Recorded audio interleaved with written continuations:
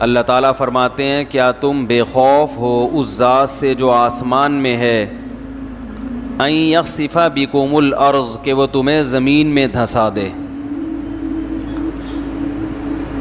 فستعلمون کیف نذیر، ام امنتم من فی السماء ان یرسل علیکم حاصبا فستعلمون کیف نذیر، یا تم بے خوف ہو گئے کہ وہ اللہ آسمان سے پتھروں کی بارش نازل کرے تو تمہیں پتہ چل جائے گا کہ میرا ڈرانا کیسا تھا۔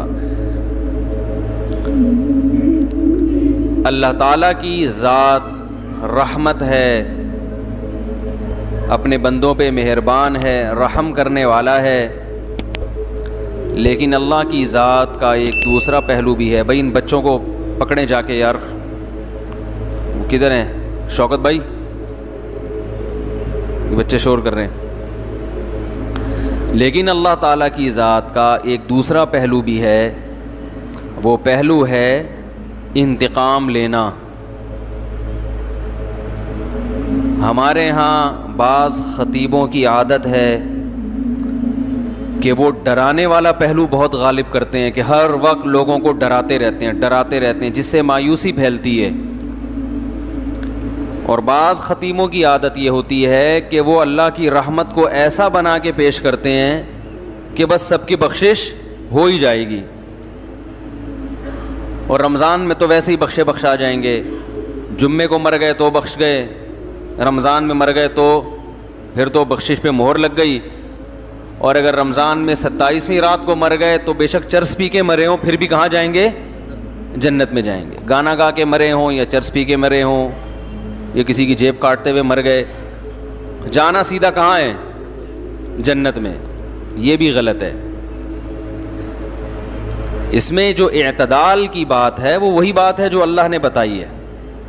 قل لعبادی، اے نبی میرے بندوں سے کہہ دیجئے،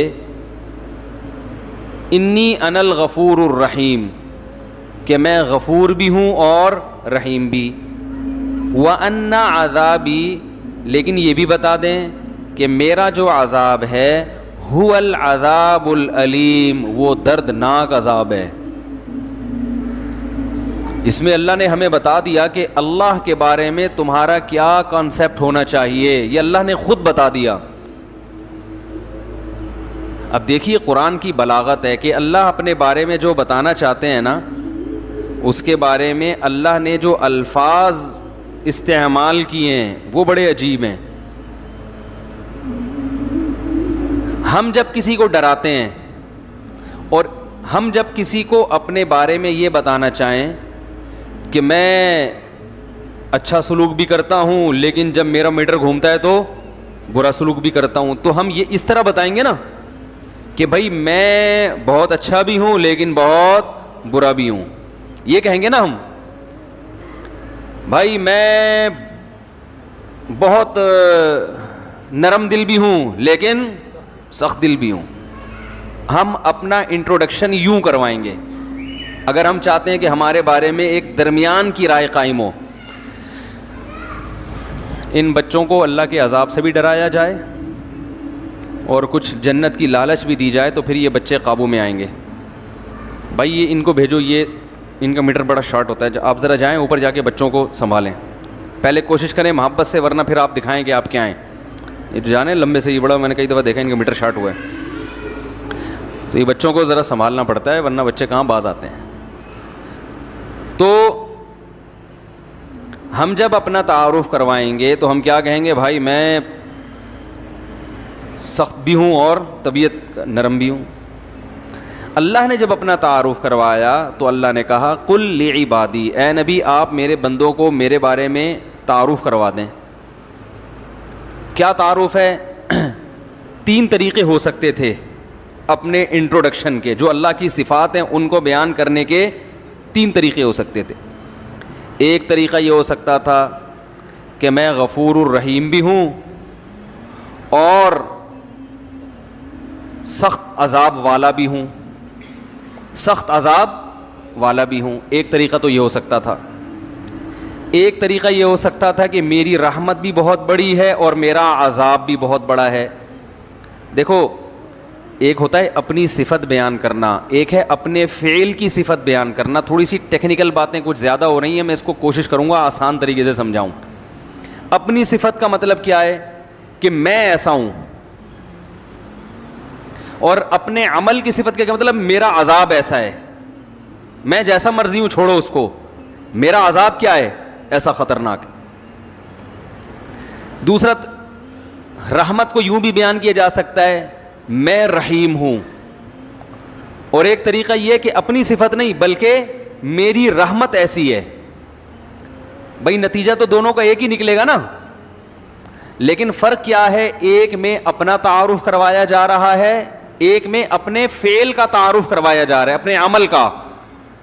ارے بھائی جب کسی کو دھمکی دیتے ہو ایک بولتے، ایک طریقہ یہ کہ میں بہت سخت آدمی ہوں، اور ایک ہے میرا چماٹ بہت سخت ہے. اب سمجھ میں آئے گا جو میں کہنا چاہ رہا ہوں، میرا جھانپڑ بہت ٹائٹ ہے. ایک طریقہ یہ ہے نا بھائی کوئی پیسے نہیں دے رہا آپ کے، 1,00,000 روپے لے کے بھاگا ہوا دے نہیں رہا، آپ جاؤ گے اس کے گھر بیل بجاؤ گے، بھائی جان ذرا 25ویں دفعہ آپ کے گھر آ رہا ہوں ذرا باہر آئیے. جی کیا کام ہے؟ جی بھائی بات یہ ہے کہ میں 25ویں دفعہ پیسے مانگنے کے لیے آ رہا ہوں آپ کے گھر میں. وہ کہہ رہا ہے یار اصل میں ایکچولی مسئلہ، جیسے کہ لوگ کرتے ہیں، ایکچولی مسئلہ یہ ہے کہ وہ ابھی میرے پیسے بھی نکلے نہیں ہیں، کھلے نہیں ہیں، یا کیا ہے، کوئی بھی ٹاپک کرا دے آپ کو، تو آپ اسے 2 طریقوں سے دھمکی دے سکتے ہو. ایک تو یہ کہ تجھے پتہ نہیں ہے کہ میں کون ہوں، میں بہت سخت آدمی ہوں، اور ایک یہ کہ میرا چماٹ، بیٹا تو نے ابھی میرا جھانپڑ کھا کے دیکھا نہیں. یہ دھمکی دینے کے 2 طریقے ہو گئے، ایک اپنی صفت کو بیان کیا جا رہا ہے کہ میں ایسا ہوں، اور ایک اپنے عمل کو کہ میرا چماٹ ہے بھائی وہ ایسا ہے. اسی طرح رحمت کو بیان کرنے کے بھی 2 طریقے ہیں.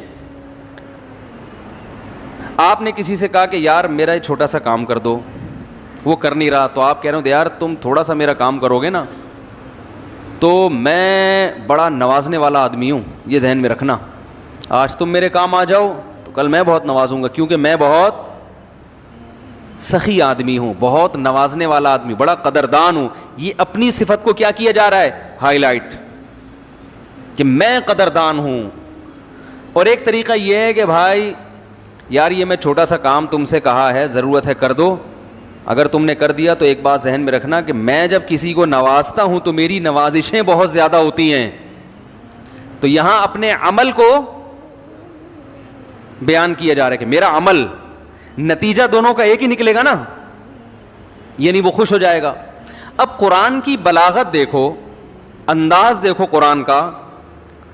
3 طریقے ہو سکتے تھے بیان کرنے کے. ایک یہ کہ اللہ یہ کہتے ہیں کہ اے نبی میرے بندوں سے کہہ دیں کہ میری رحمت بھی بہت بڑی اور میرا عذاب بھی بہت بڑا، میری مار بھی بہت بڑی اور عطائیں بھی بہت بڑی. ایک انداز تو یہ ہو سکتا تھا. ایک انداز یہ ہو سکتا تھا کہ میں بڑی عطا والا ہوں، بڑی رحمت والا ہوں اور بڑے عذاب والا ہوں. کیا خیال ہے؟ دوسرا طریقہ یہ ہو سکتا تھا،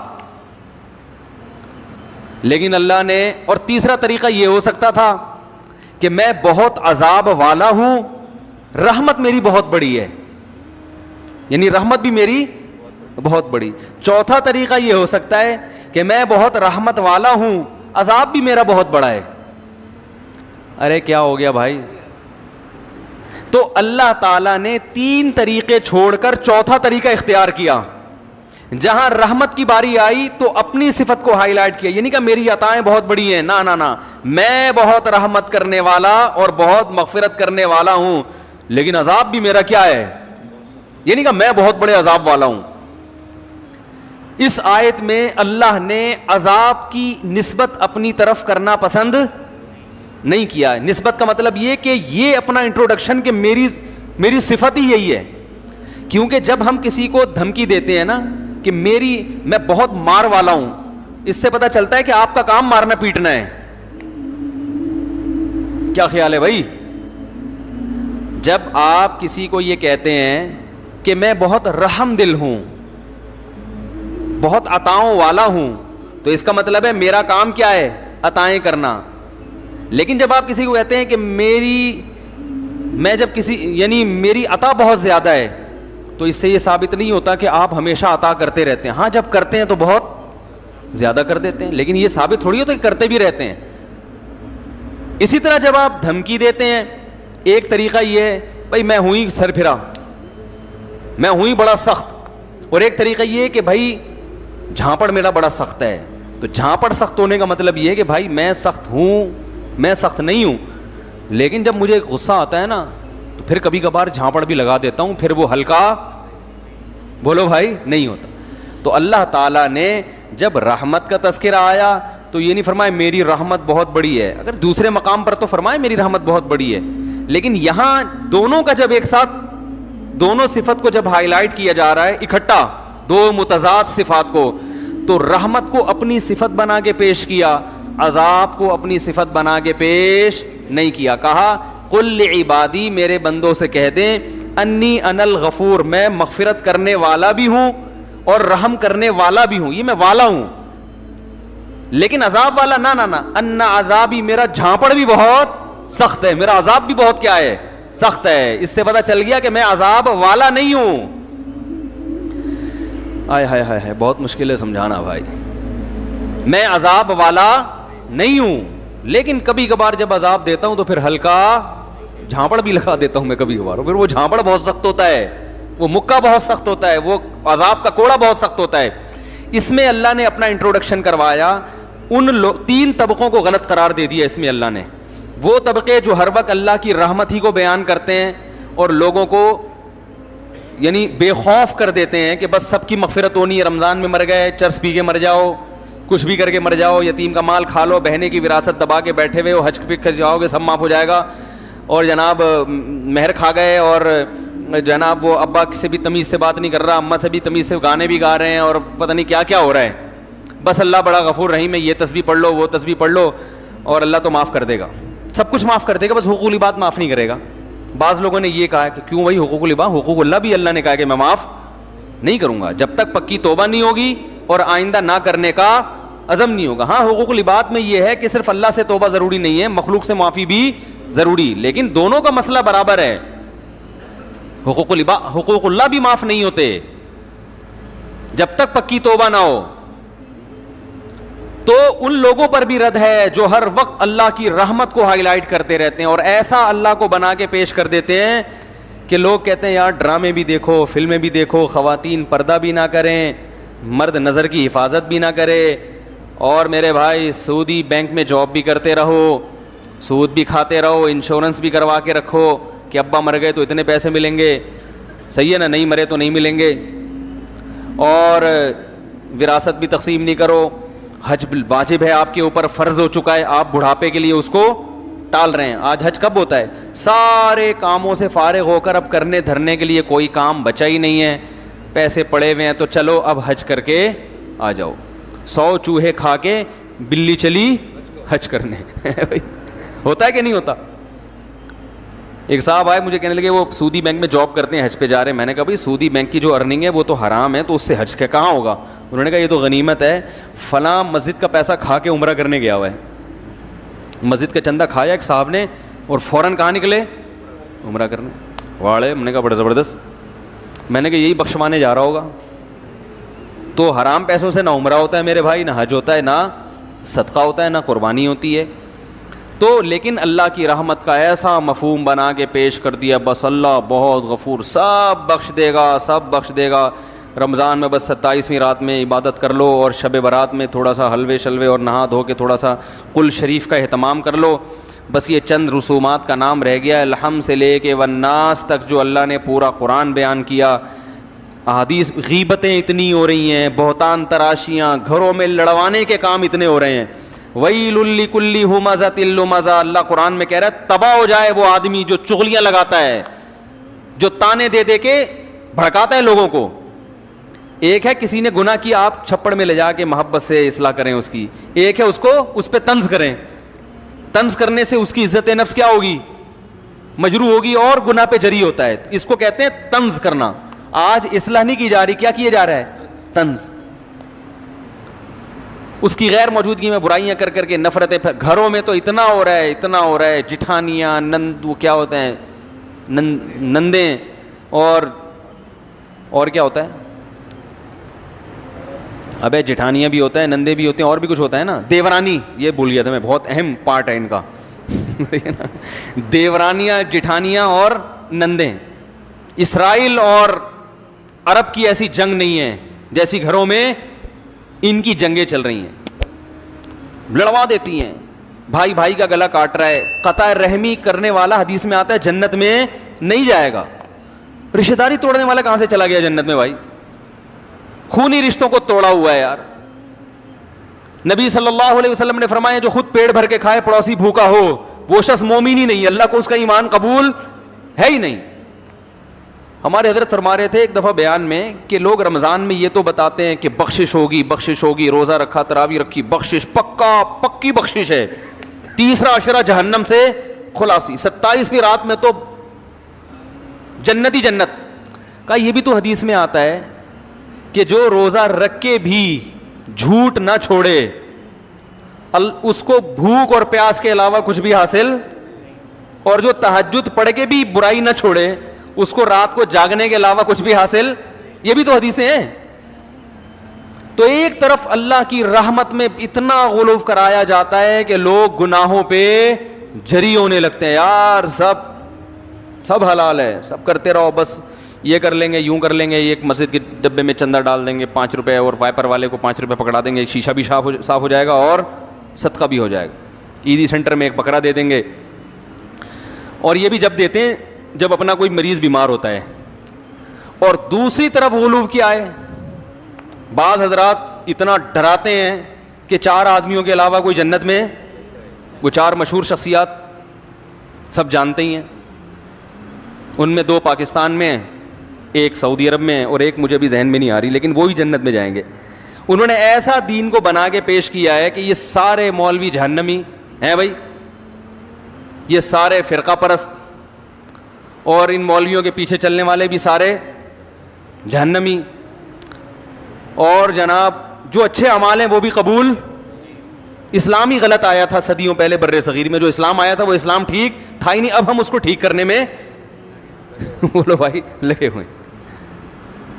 جب تک اس مخصوص طریقے سے جو میری تحقیق کے مطابق قرآن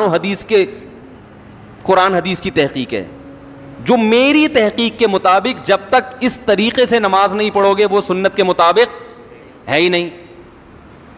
جب تک میرے والے نظریے کو فالو نہیں کرو گے جو میں نے ریسرچ کر کے حدیث نمبر کے ساتھ پیش کیا ہے, اس وقت تک آپ کا شمار بدعتیوں میں ہوگا. وہ ایسا بنا کے پیش کرتے ہیں کہ یہ بھی جہنم وہ بھی جہنم, فلانا بھی جہنم فلانا بھی جہنم. تو 4 آدمی 4 6 8 10 بچتے ہیں, اور وہ 4 6 8 10 بھی ان کی تحقیق کے مطابق ان میں سے صرف ایک ہی ہوتا ہے, وہ خود ہوتے ہیں. وہ تو ہم دل بڑا کر کے کہہ رہے ہیں کہ ان کی ریسرچ کے مطابق یہ 4 آدمی ہیں, لیکن ان کی تحقیق کے مطابق ان 4 میں سے بھی 3 نہیں ہے, صرف وہ اکیلے ہی ہیں. سمجھ رہے ہیں بات کو؟ وہ ایسا بھائی جنت بنی کس کے لیے اللہ کے بندو؟ یہ سارے مسلمان کہاں جائیں گے؟ یہ مولوی سب سے پہلے جائیں گے. اس امت کے جو علماء ہیں وہ عام پچھلی امتوں کی طرح نہیں ہے. اس امت کی جیسے فضیلت ہے اس امت کے علماء کی بھی فضیلت ہے. صبح و شام مولویوں کی برائی لوگ کر, میں کہتا ہوں یار اگر یہ مولوی جنت میں نہیں جائیں گے تو یہ بیچارے جیسے تیسے ہو نماز تو پڑھ لیتے ہیں نا, موٹی موٹی برائیوں سے تو بچ لیتے ہیں بیچارے, داڑھی تو رکھ لیتے ہیں, شلوار ہی ٹخنوں سے اوپر, کم از کم لباس تو اپنا شریعت کے مطابق پہن لیتے ہیں. نہیں جی, سب سے بڑے فسادی کون ہیں؟ مولوی ہیں. میں مانتا ہوں مولویوں میں فسادی بھی ہیں, لیکن اچھے بھی ہول سیل کے حساب سے مولویوں میں ہی ملیں گے آپ. اگر اس معاشرے کو مولوی لیس کر دو چند دنوں کے لیے, مولوی سے پاک کر دو چند دنوں کے لیے, تو میرے بھائی آپ کو اس تباہی کی طرف معاشرہ, اور جو آج کل جدید قسم کے اسکالر آ رہے ہیں نا, ایسی تباہی کی وقتی طور پر آپ کو لگے گا کہ آپ اب سچی مچی کا اسلام فالو کر رہے ہو, وقتی طور پر لگے گا. لیکن آپ ایسے بے لگام اونٹ بنو گے کہ آپ کو نہیں پتا ہوگا کہ آپ کی اولاد کی منزل کہاں ہے, وہ کیا بنے گی. ایسے بے لگام اونٹ بن جاؤ گے. پھر یہ لبرل لوگ آپ پہ حاوی آ جائیں گے. کچھ 2 قسم کے لبرل مارکیٹ میں پائے جاتے ہیں.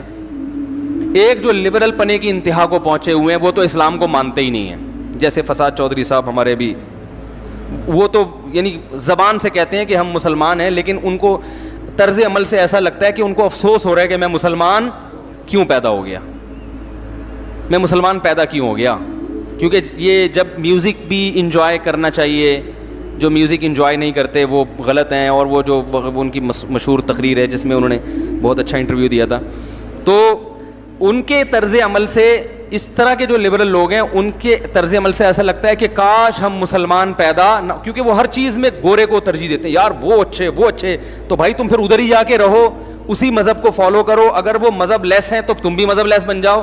تو یہ خام خواہ میں اپنے نام کے ساتھ اسلام کا پھلترو لگانے کی کیا ضرورت ہے؟ پھلترو کی طرح چپکا ہوا ہے آپ کے ساتھ بلا وجہ. تو چھوڑو، اپنے لبرل بنو تو صحیح طریقے سے.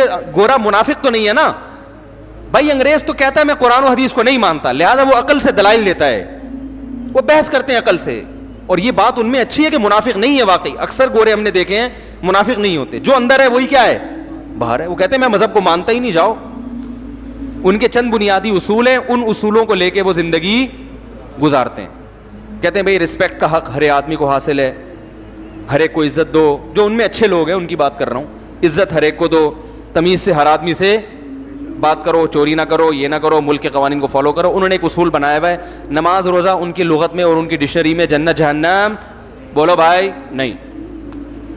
تو آپ بھی ایسے بن جاؤ، خام خواہ میں اسلام کا نام لے کے آپ جناب وہ نہ ادھر کے نہ ادھر کے. دوسرے لبرل وہ لوگ ہیں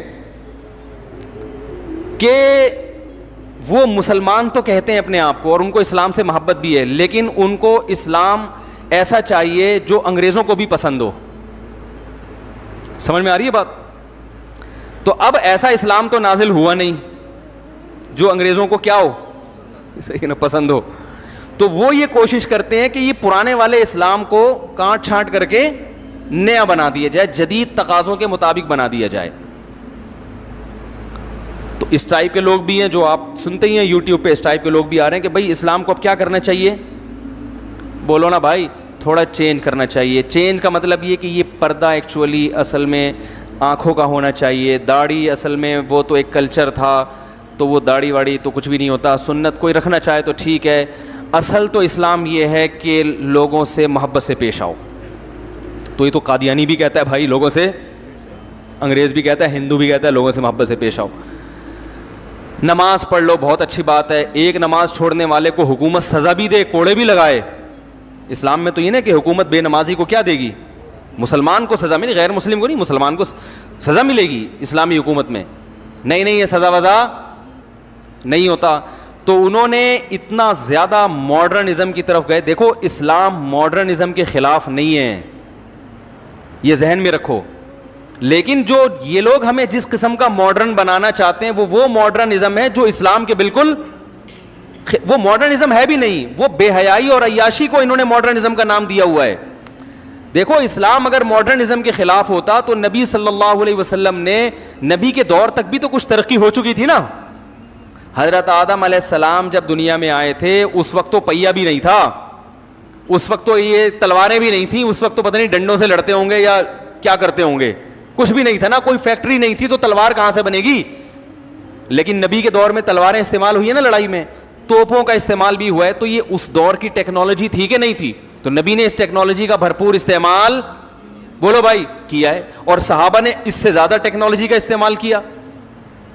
صحابہ نے تو منجنیق بنائی، سمندری بحری بیڑے بنائے، اور اس زمانے میں نقشے کیسے پڑھے جاتے تھے اس کا علم سیکھا گیا کہ ہم کسی ملک سفر کرنا چاہیں تو میپ کیسے بنایا. یہ محمد ابن قاسم جو تھا نا، سندھ آیا تھا، اس نے پورا نقشہ پڑھا تھا. ایک دفعہ کہا جاتا ہے کتابوں میں لکھا ہے اس نے پورا نقشہ پڑھا اور اسی نقشے کو محفوظ کر کے سندھ پہنچائے. تو یہ بھی تو ٹیکنالوجی تھی نا. تو یہ والا جو ماڈرنزم ہے اسلام اس کے خلاف نہیں ہے، اس کے بالکل خلاف نہیں ہے اسلام. لیکن یہ ماڈرنزم کے نام پہ جو بے حیائی پھیلانا چاہتے ہیں، اسلام کو چینج کرنا چاہتے ہیں، تو ان کی راہ میں رکاوٹ کون ہے؟ صرف علماء ہیں. صرف علماء جن کو مولوی کہا جاتا ہے، جن کو مولانا کہا جاتا ہے، یہ رکاوٹ ہیں. اور یاد رکھو یہ جو مسجدوں میں امامت کرنے والے مولوی ہیں نا، چھوٹے چھوٹے سے بیچارے ہم جیسے، ہم تو بہت نالائق ہیں لیکن آپ ان کو ہلکا نہ سمجھا کریں. سب سے پہلا انسان اسلام کا جو تعارف کرواتے ہیں نا بچے کے سامنے, وہ اس کی مسجد کا امام ہوتا ہے. اس امام سے پتہ چلتا ہے, اس کے حلیے سے, اس کے نماز پڑھانے سے بچے کو پتہ چلتا ہے کہ ہم کیا ہیں, مسلمان ہیں. محلے میں مسجد کا ہونا, مسجد ہوگی تو مولوی بھی ہوگا نا اس میں. تو یہ چیز لاشعوری طور پر بچے میں یہ جذبہ بیدار کرتی ہے کہ ہم کیا ہیں, مسلمان. میں نے اگر سب سے پہلے کسی کو سنا ہے اپنے گھر سے باہر تو اپنی مسجد کے امام صاحب کو سنا ہے.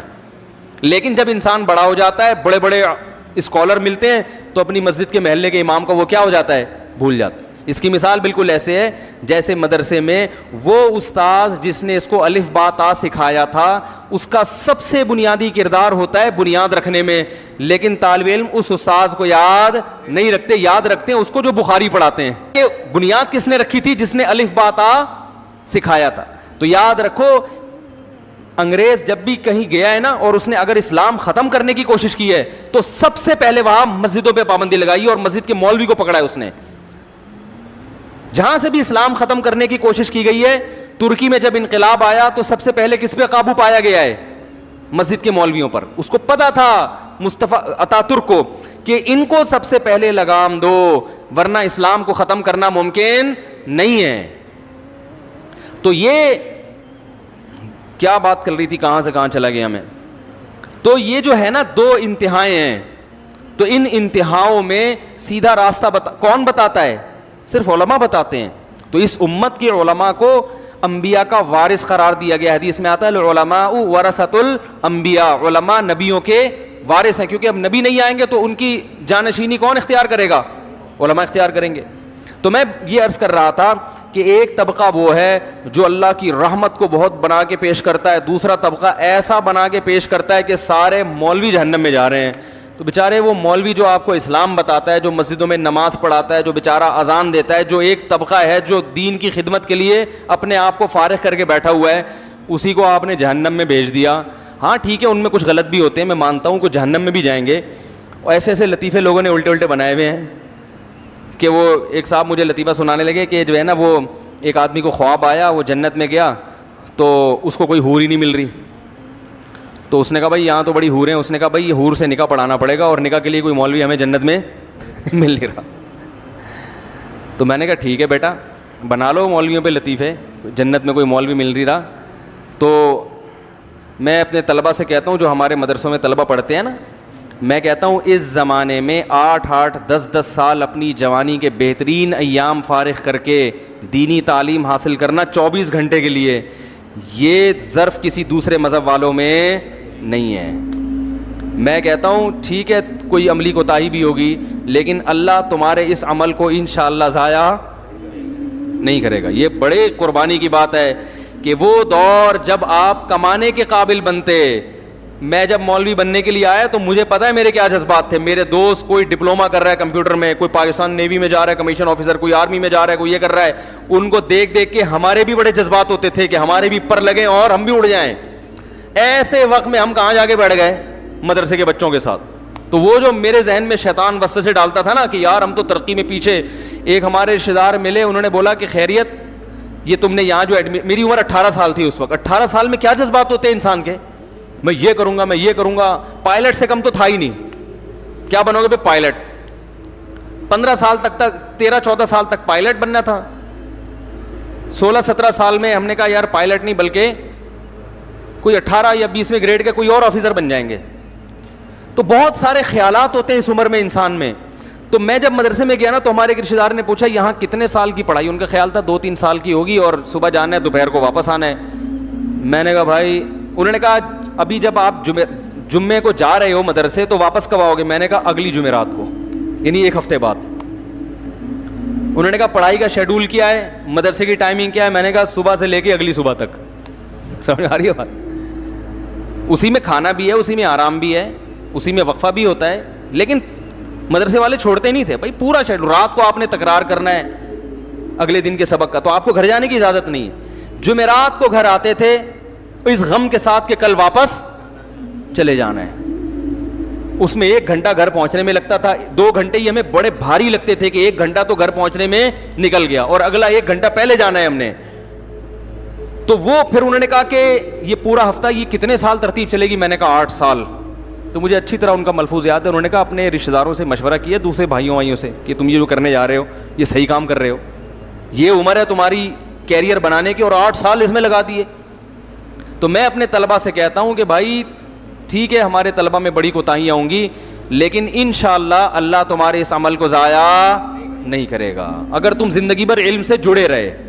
ایسا نہ ہو کہ یہاں سے نکلنے کے بعد فارمی انڈوں کا بزنس شروع کر دیا, پھر کوئی فائدہ نہیں ہے. فارمی انڈوں کا بزنس ہی کرنا تھا تو یہ 8 سال یہاں لگانے. میں بزنس کے خلاف نہیں, علماء کو بزنس بھی کرنا چاہیے, لیکن اس طریقے سے کہ ان کے دینی کاموں میں خرچ واقع نہ ہو. تو یہ کیسے ممکن ہے کہ اللہ ان کی اتنی بڑی قربانی کو قیامت کے دن ضائع کر, جبکہ پتہ ہے کہ فیوچر میں کچھ. آپ بتاؤ مولوی بیچارے کو جو سرٹیفکیٹ ملتا ہے, کہیں گورنمنٹ میں اس کو کہیں اس بیس پہ جاب ملتی ہے؟ ایک چپڑاسی کی جاب بھی نہیں ہے, صرف اللہ توکل پہ چل رہے ہیں. تو آپ ان مولویوں کو برا بلا کہنے سے پہلے 100 دفعہ سوچ لیا کرو, لینے کے دینے نہ پڑ جائیں قیامت کے دن.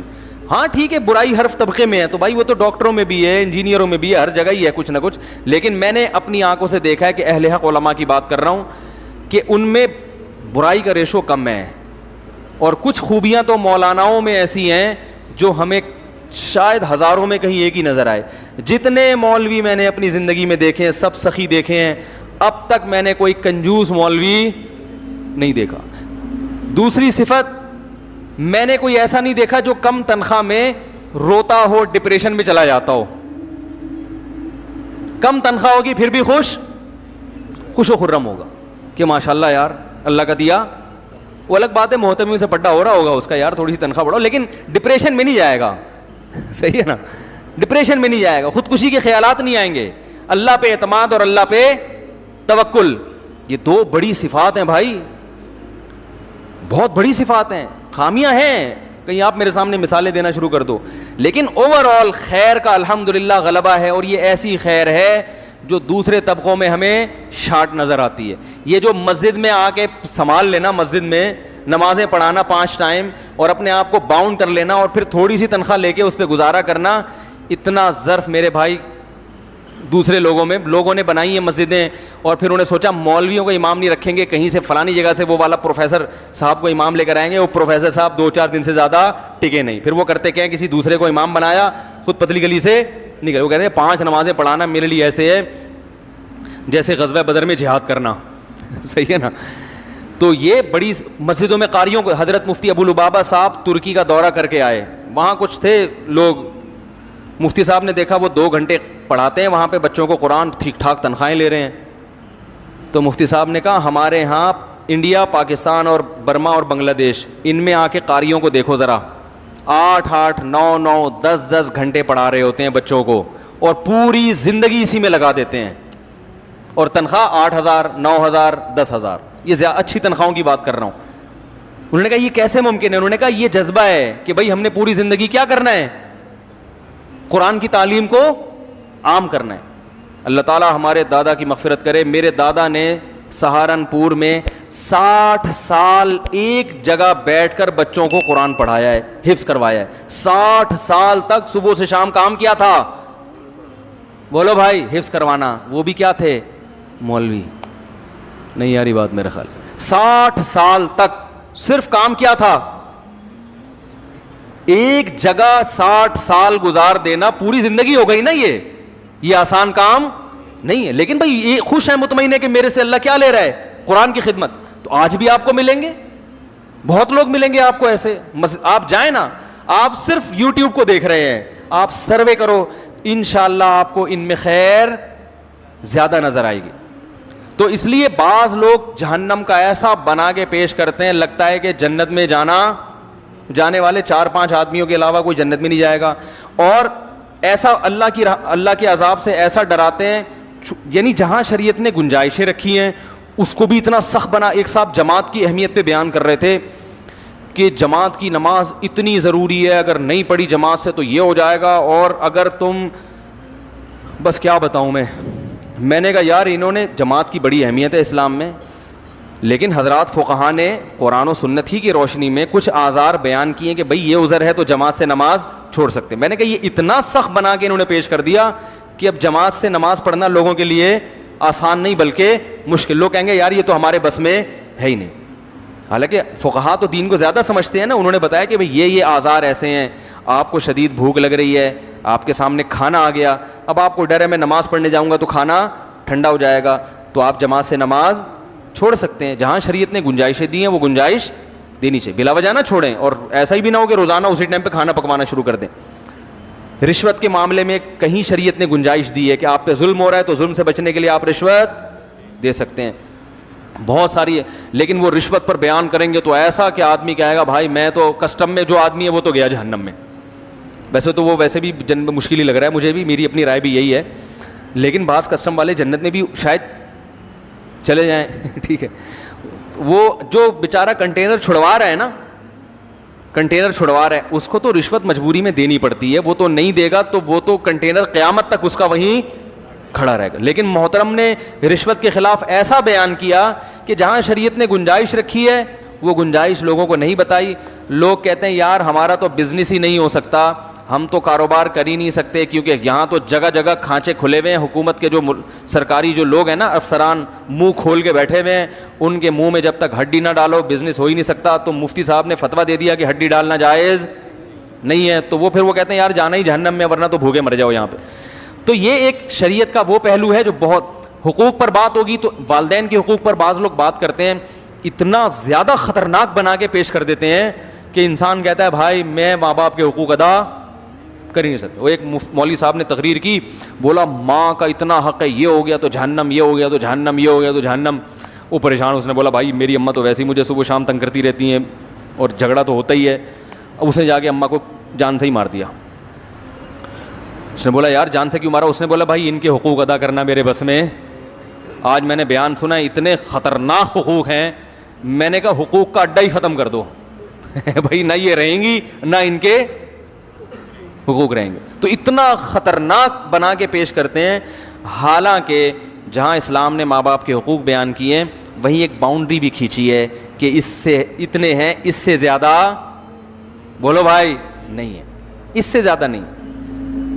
ایک صاحب نے مجھے بتایا کہ حدیث میں آتا ہے, ایک خاتون کا فون آیا, انہوں نے حدیث سنی کہ بھئی شوہر کے اگر پیپ نکل رہی ہو تو عورت اس کے پیپ چاٹ لے تو بھی شوہر کا حق ادا نہیں ہو سکتا. اس نے کہا بھائی یہ تو بہت زیادہ ایک یہ نہیں ہو گیا کہ میاں کے زخم سے اگر پھوڑا نکل آیا اور پیپ نکلے تو. ایک خطیب صاحب نے کہیں بیان کر دیا اس یہ مجمع میں کہ شوہر کا اتنا بڑا حق ہے کہ اس کے پیپ نکل رہی ہو نا تو عورت وہ پیپ بھی چاٹنا شروع کر دے تو بھی شوہر کا حق ادا نہیں ہو سکتا. اب لٹکا کے چھوڑ دیا ان خطیب صاحب نے. اب وہ عورت اپنے شوہر کا حق نہیں ادا کرے گی کیونکہ کون پیپ چاٹے گا بھائی بیٹھ کے ہیں, اور اس کو یہ بھی پتا ہے کہ یہ چاٹنے کے بعد بھی حق ادا, تو اس کا مطلب ہے شوہر کا حق قیامت تک ادا ہو ہی نہیں سکتا. تو پھر چھوڑو, جب جانا ہی جہنم میں ہے تو جتنے ادا ہو رہے ہیں ان کے بھی ادا کرنے کی چندہ ضرورت نہیں ہے. حالانکہ ان خطیب صاحب نے جب یہ بیان کیا تھا تو سب سے پہلے تو حدیث کی سند پیش کرنی چاہیے کہ یہ حدیث صحیح ہے بھی یا نہیں ہے. اگر صحیح ہے تو اس کا دوسری حدیثوں کی روشنی میں مفہوم بیان کرنا چاہیے تاکہ باقی حدیثوں اور اس حدیث میں ٹکراؤ نہ رہے. میں نے ان سے کہا, میں نے کہا پہلی بات تو اس حدیث کی سند ٹھیک نہیں, میں نے تحقیق کی اس کی, اور اگر مان لو کہ سند ٹھیک ہے تو میں نے کہا صحابہ کرام میں ہمیں کہیں بھی نہیں ملتا کہ کسی خاتون نے اپنے شوہر کی پیپ چاٹی ہو, کہیں بھی نہیں ملتا. تو یہ کیسی حدیث ہے جس پر صحابہ کرام نے عمل بولو بھائی نہیں کیا, اور شریعت نے پیپ کو ناپاک بھی قرار دیا. تمام فقہا کا اس پر اجماع ہے کہ پیپ کا کھانا حلال بولو بھائی نہیں ہے. میں نے کہا یا تو یہ حدیث ضعیف ہے, اور واقعی ضعیف ہے, یہ حدیث صحیح نہیں ہے, اور یہ اگر ہے تو یہ محض ایک تاکید بیان کرنے کے لیے ہے, یہ اپنی حقیقت پر معمول نہیں ہے. جیسے لغت میں ہوتا ہے نا, ہم کسی کو دھمکی دیتے ہیں, مائیں بچوں کو دھمکی دیتی ہیں چپ ہو جا ورنہ منہ توڑ دوں گی تیرا. اس کا مطلب منہ توڑنا کیا خیال ہے نہیں ہوتا, بلکہ اس کا مطلب ہوتا ہے چپ ہو جا بس, ٹھیک ہے نا. تو لغت میں بعض دفعہ کچھ الفاظ ایسے ہوتے ہیں کہ جو محض ایک چیز کو کی تاکید کو بیان کرنے کے لیے ہوتے ہیں کہ بہت بڑا حق ہے تو اس کو ایک مثال سے سمجھایا جا رہا ہے. مطلب یہ نہیں ہے کہ ایسا کرنا شروع کر دو, یہ حدیث کا مطلب نہیں ہے، کیونکہ رسول اللہ صلی اللہ علیہ وسلم نے جہاں میاں بیوی کے حقوق بیان کیے ان کی تفصیل بھی بیان کر دی کہ زوجہ پر یہ باؤنڈری ہے، اس سے زیادہ آپ بوجھ نہیں ڈال سکتے. نبی صلی اللہ علیہ وسلم نے فرمایا کہ وہ تمہاری مرضی کے بغیر کسی کو گھر میں نہ آنے دے، صحیح ہے نا، امانت میں خیانت نہ کرے، مال کی حفاظت کرے. یہ چند موٹے موٹے بنیادی حقوق بیان کیے، فرمایا اس سے زیادہ تمہارا ان پر حق نہیں ہے. اور یہ بھی بیان کر دیا کہ عورت پر شوہر کا حق کتنا ہے. تو وہ اس میں جو ایک اصول بیان کیا اس میں پیپ اور خون کا کہیں بھی تذکرہ نہیں ملتا. تو بعض لوگ وہ ایک ہم اکثر بچپن میں قصہ سنتے تھے کہ وہ ایک سیب جو ہے نا وہ دریا میں کہیں گرا، شیخ عبد القادر گیلانی رحمۃ اللہ نے وہ سیب اٹھا کے کھا لیا. تو بعد میں ان کو خیال آیا پتہ نہیں یہ کس کا سیب ہوگا. تو وہ پھر سفر کرتے گئے، پتہ کیا وہ تو بغداد سے کہیں سے چلتا ہوا آ رہا تھا سیب. یہ ہم بچپن میں بڑا واقعہ سنا کرتے تھے. تو وہ پھر سیب کھانے تلاش کرتے کرتے سیب کے مالک کے پاس پہنچے بغداد.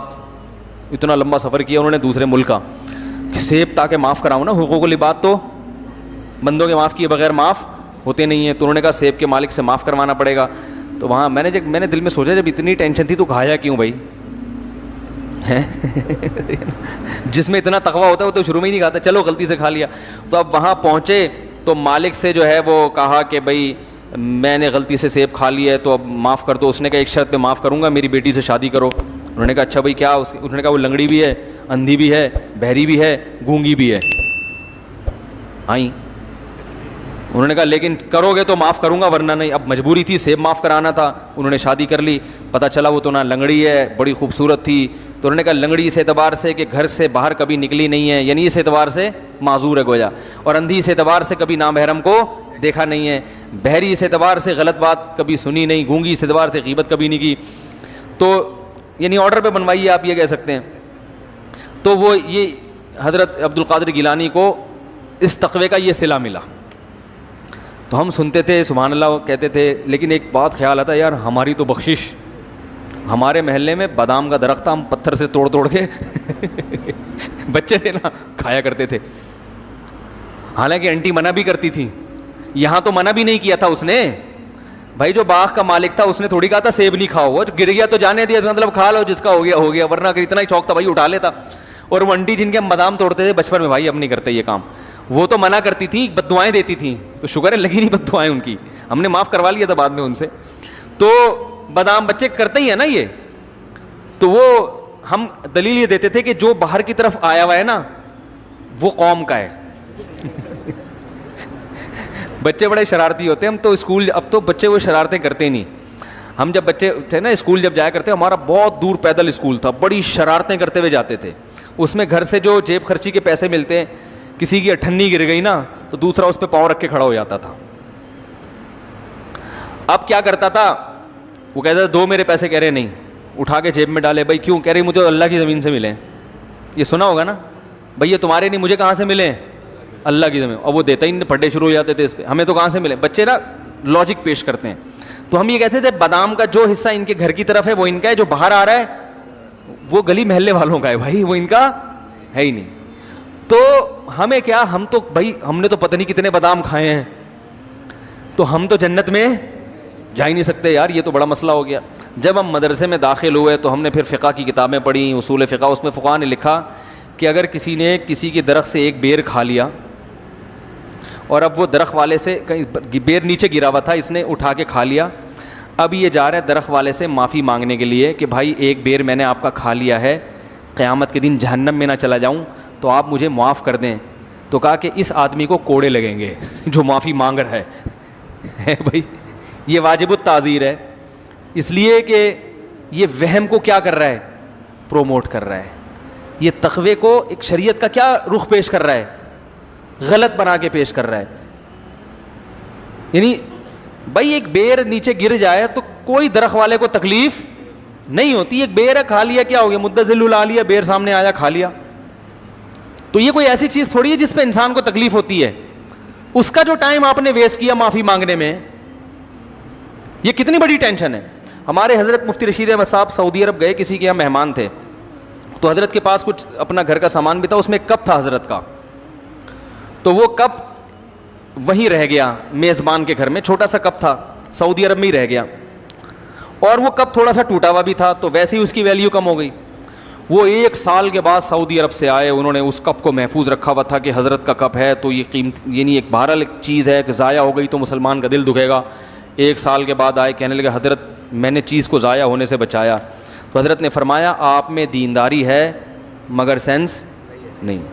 جتنی ٹینشن اس کی حفاظت میں لگی ہے نا, اتنے کا یہ کپ بولو بھائی ہے نہیں. ہر چیز کی جتنی قیمت ہوتی ہے اس حساب سے اس کی حفاظت پہ ٹینشن لی جاتی. سونے کی چیز ہے, آپ لاکر بنوائیں گے, 20,000 کا لاکر بنوا کے اس میں رکھ دیں گے, اور چیز 5 روپے کی بھی نہیں ہے اور آپ اس کو الماریوں میں لاک. بھائی کپ کو بھی محفوظ رکھنے میں کتنی ٹینشن ہوتی ہے نا, کہ کسی کا بچہ نہ توڑ دے, بچے کو الگ چماٹ مارا ہوگا, بھائی تو نے حضرت کا کپ کیوں اٹھایا, ٹوٹ جاتا تو ضائع ہو جاتا, قیامت کے دن مجھے 100 کپ پیش کرنے پڑتے ہیں بھائی.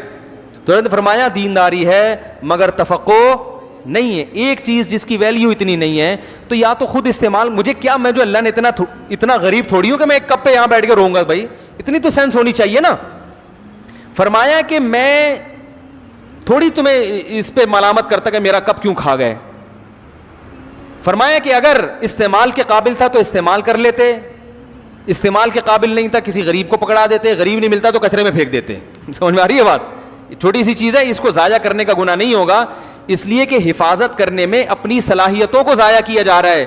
تو صلاحیتوں میں بھی اسراف ہوتا ہے کہ ان کو ضائع کرنا بھی کیا ہے, کیا خیال ہے؟ تو ایک معمولی چیز کی حفاظت میں آپ اتنی ٹینشن لے رہے ہیں, تو یہ ٹینشن لے کے جو آپ اپنے اوقات کو ضائع کر رہے ہیں تو یہ وقت کا اسراف ہے. تو دیکھا جاتا ہے کون سی چیز کس وقت زیادہ قیمتی ہے, تو اس زیادہ قیمتی چیز کو بچانے کی فکر کی جائے گی, کم قیمتی چیز کو قربان کر دیا جائے گا. تو میری بھی یہی عادت ہے, گھر میں اگر کوئی کپ ٹوٹ جائے تو بھائی اللہ کا دیا الحمدللہ بہت کچھ ہے, میں کسی کو دے دیتا ہوں, نہیں تو کچرے میں اٹھا کے پھینک دیتا ہوں.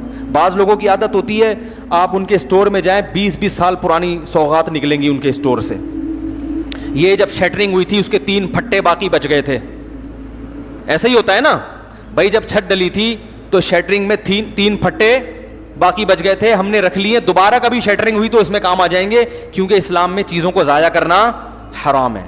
ابے بھائی یہ 3 پھٹے کو تو نے جو پورے اسٹور کو انگیج کیا ہوا ہے, یہ پھٹے اٹھا کے یا تو کسی غریب کو دے یا بیچ دے, ورنہ کچرے میں پھینک دے ان کو. بھائی تو کیا اس میں رکھا ہوا ہے ان پھٹوں میں؟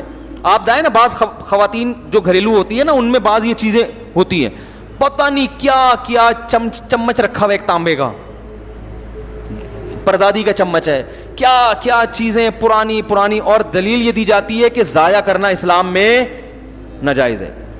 بھائی سامان ہلکا پھلکا رکھو, باقی چیزیں ضائع نہ کرو, صدقہ کر دو.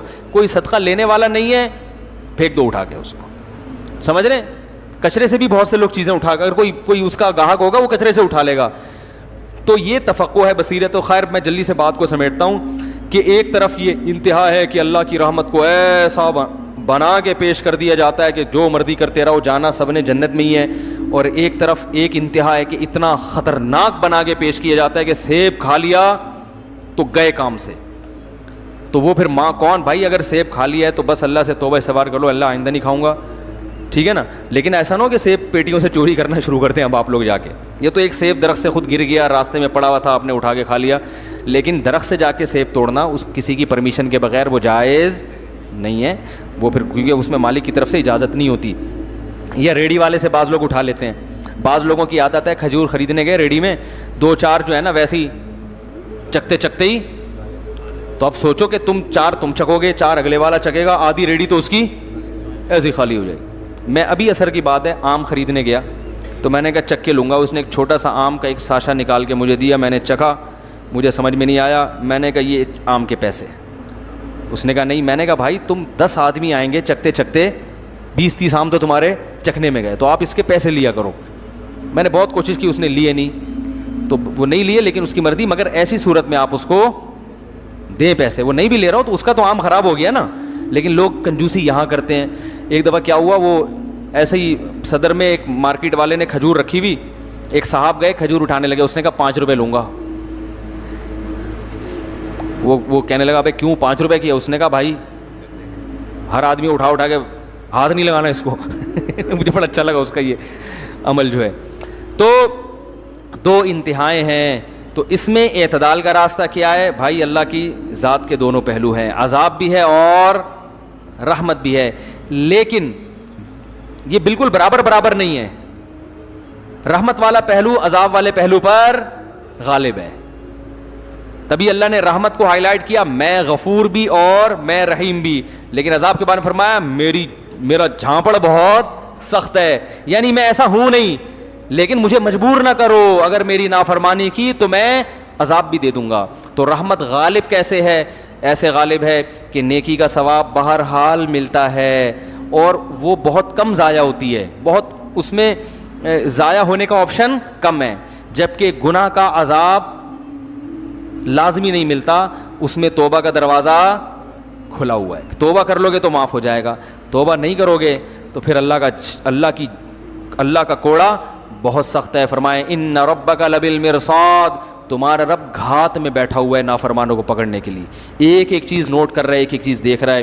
اللہ تعالی ہمیں اپنے عذاب سے بچائے. کراچی ماشاءاللہ, کراچی ہے بھی ایسا برکت والا شہر, تو سب آگے یہاں کیا نتیجہ نکلے گا میرے بھائی؟ پھر اوپر جاتے رہیں گے, فلیٹوں میں گھسے, کھڑکیوں سے نکل کے گر رہے ہیں. تو خیر کہاں سے کہاں میں چلا گیا. تو بنگلہ دیش میں ڈھاکہ شہر کی آبادی اتنی ہے کہ وہاں کی گورنمنٹ کو چاہیے کہ اس جیسا ایک اور شہر آباد کرے اور بولے اب اس شہر میں رہنے کی مزید کسی کو اجازت نہیں ہے. یہ پلاننگ کون کرتی ہے؟ حکومت کا کام ہے یہ. تو ہمارے ملکوں میں چاہے پاکستان ہو, چاہے انڈیا ہو, چاہے بنگلہ دیش ہو, ہم ہیں تو تینوں ایک ہی ماں باپ کی اولاد نا. ابے انڈیا, پاکستان, بنگلہ دیش یہ ہیں اصل میں ایک ہی باپ کی اولاد. بعد میں اختلافات کی وجہ سے, جیسے 3 بھائیوں میں لڑائی ہوتی ہے تو شادی کے بعد الگ الگ ہو جاتے ہیں, تو ہم لوگ بھی کیا ہو گئے, انڈیا, پاکستان, بنگلہ دیش الگ الگ ہو, لیکن ہیں اصل میں کیا, بلڈ ایک ہی ہے. تو حرکتیں تینوں کی سیم ہیں, حرکتیں ہم تینوں کی سیم ہیں.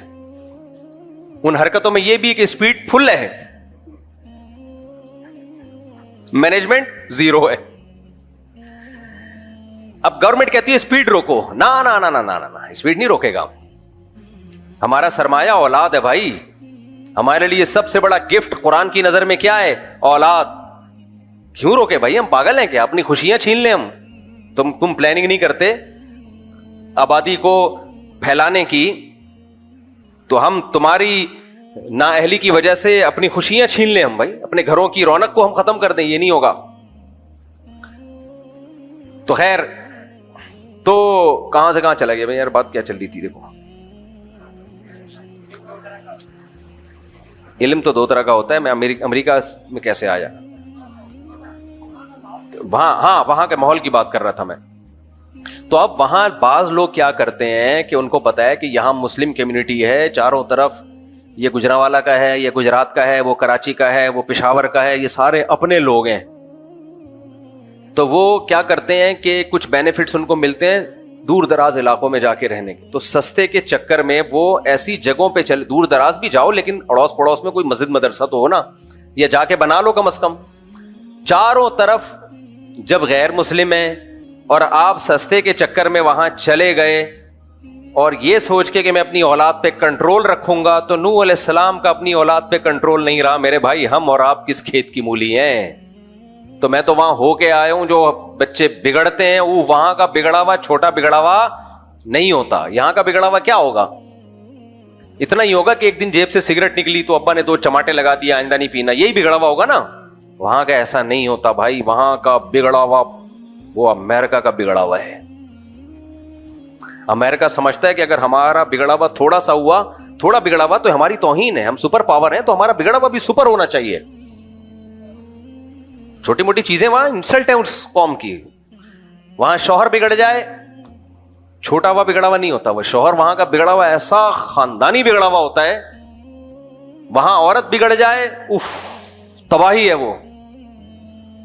ابھی میں مثالیں کیا دوں کہ کیا بگڑتے ہیں وہاں پہ جو بگڑتے ہیں. آپ ایسا نہ ہو یہاں بھی وہ بگاڑ شروع ہو جائے, تو یہاں جو بگڑے ہوئے شوہر ہیں وہ سمجھیں گے کہ یار ہم تو بہت نیک ہیں, ہم تو اپنے آپ کو بگڑا ہوا سمجھ رہے تھے. تو بگڑا ہوا تو اس کو کہتے ہیں, وہ اور بگڑ جائیں گے. پھر وہاں کا بچہ جو بگڑا ہوا ہوتا ہے وہ بہت خطرناک بگڑا ہوا ہوتا ہے. تو اس کو وہ گورے بگڑا ہوا کہتے ہی نہیں ہے, اس کو وہ کہتے ہیں کہ ہیومن رائٹس ہیں, آزادی ہے, آپ کا رائٹ ہے جو مرضی کر لو ابا کے ساتھ. آپ کا کیا ہے؟ رائٹ. یعنی جمشید کے رائٹس اور ابا کے رائٹس برابر ہیں. پڑوس میں کوئی جمشید صاحب رہتے ہیں تو جو ان کے رائٹس ہیں وہی آپ کے ڈیڈی پاپا کے رائٹس ہیں. پڑوس میں کوئی انٹی رہتی ہیں, ان کے جو رائٹس ہیں وہی آپ کی مدر کے رائٹس ہیں. اماں میں اور انٹی میں کوئی فرق نہیں ہے, ابا میں اور جمشید میں بولو کوئی فرق نہیں ہے, بھائی میں اور غفار میں کوئی فرق, بہن میں اور محمودہ میں کوئی فرق ہے ہی نہیں, سب برابر. انسانیت کہتے ہیں مساوات پہ یہ سوسائٹی قائم ہے. ہمارے حضرت مساوات پہ واقعہ سنائے کرتے تھے. یہ جو لبرل لوگ ہیں نا یہ کہتے ہیں سب برابر ہیں, سب انسان. اسلام یہ تھوڑی کہتا ہے سب برابر ہیں بھائی. اسلام کہتا ہے جمشید تمہارا کیا لگتا ہے, یہ تو تمہارے ابا ہیں بھائی, ان کے رائٹس زیادہ ہیں. اماں کے رائٹس بولو زیادہ ہیں, بیوی کے رائٹس زیادہ ہیں, گرل فرینڈ کے کوئی رائٹ وائٹ نہیں ہے. تو جو کہتے ہیں نا سب برابر, تو اس پہ ہمارے حضرت مفتی رشید احمد صاحب ایک لطیفہ سنایا کرتے تھے کہ گرو اور چیلا جا رہے تھے, تو گرو نے اپنے چیلے سے بولا کہ یار فلاں ملک ہے, فرض کر لو جون پور ہے, وہاں ہم نے سنا ہے کہ سب انسانوں سے برابر سلوک کیا جاتا ہے, تو وہاں چل کے رہتے ہیں, اس ملک سے تو بہتر ہے وہاں چل کے رہو, سب انسان کیا ہیں برابر. جیسے یہاں سے بھی بہت لوگ باہر یورپ میں امریکہ میں موو کرتے ہیں کہ وہاں حقوق بہت ہیں, وہاں کیا ہے حقوق. ایک خاتون کا ونس اپون اے ٹائم جب میں کال سنا کرتا تھا, فون آیا کہ میں مفتی صاحب میں آپ سے مشورہ لے رہی ہوں, میں اسلام آباد چھوڑ کے جا رہی ہوں. لبرل انٹیوں کا اسٹائل بھی یہ ہوتا ہے نا, میں پاکستان چھوڑ کے جا رہی ہوں یہاں سے. میں نے کہا خیریت کیوں؟ یہ گھٹن والا ملک ہے. یہ کیا ہے یہاں, کیا ہے گھٹن. میرے ڈیڈی مجھے ڈانٹتے ہیں, میری ماما مجھے ڈانٹتی ہیں, بات بات پہ روک ٹوک, یہ پہنو یہ نہیں پہنو, گھٹن کا ماحول ہے. پہلے مجھ سے مسئلہ پوچھ رہی تھی کوئی, پھر میں نے کہا ایک تو مجھے لگا کہ یہ تو اسلام سے ہی فارغ ہو گئی ہے. خیر, تو یہ والی انٹیاں جب باہر جاتی ہیں نا, گھٹن کا ماحول, تو ان کی عمر جب تھوڑی سی ڈھلکتی ہے,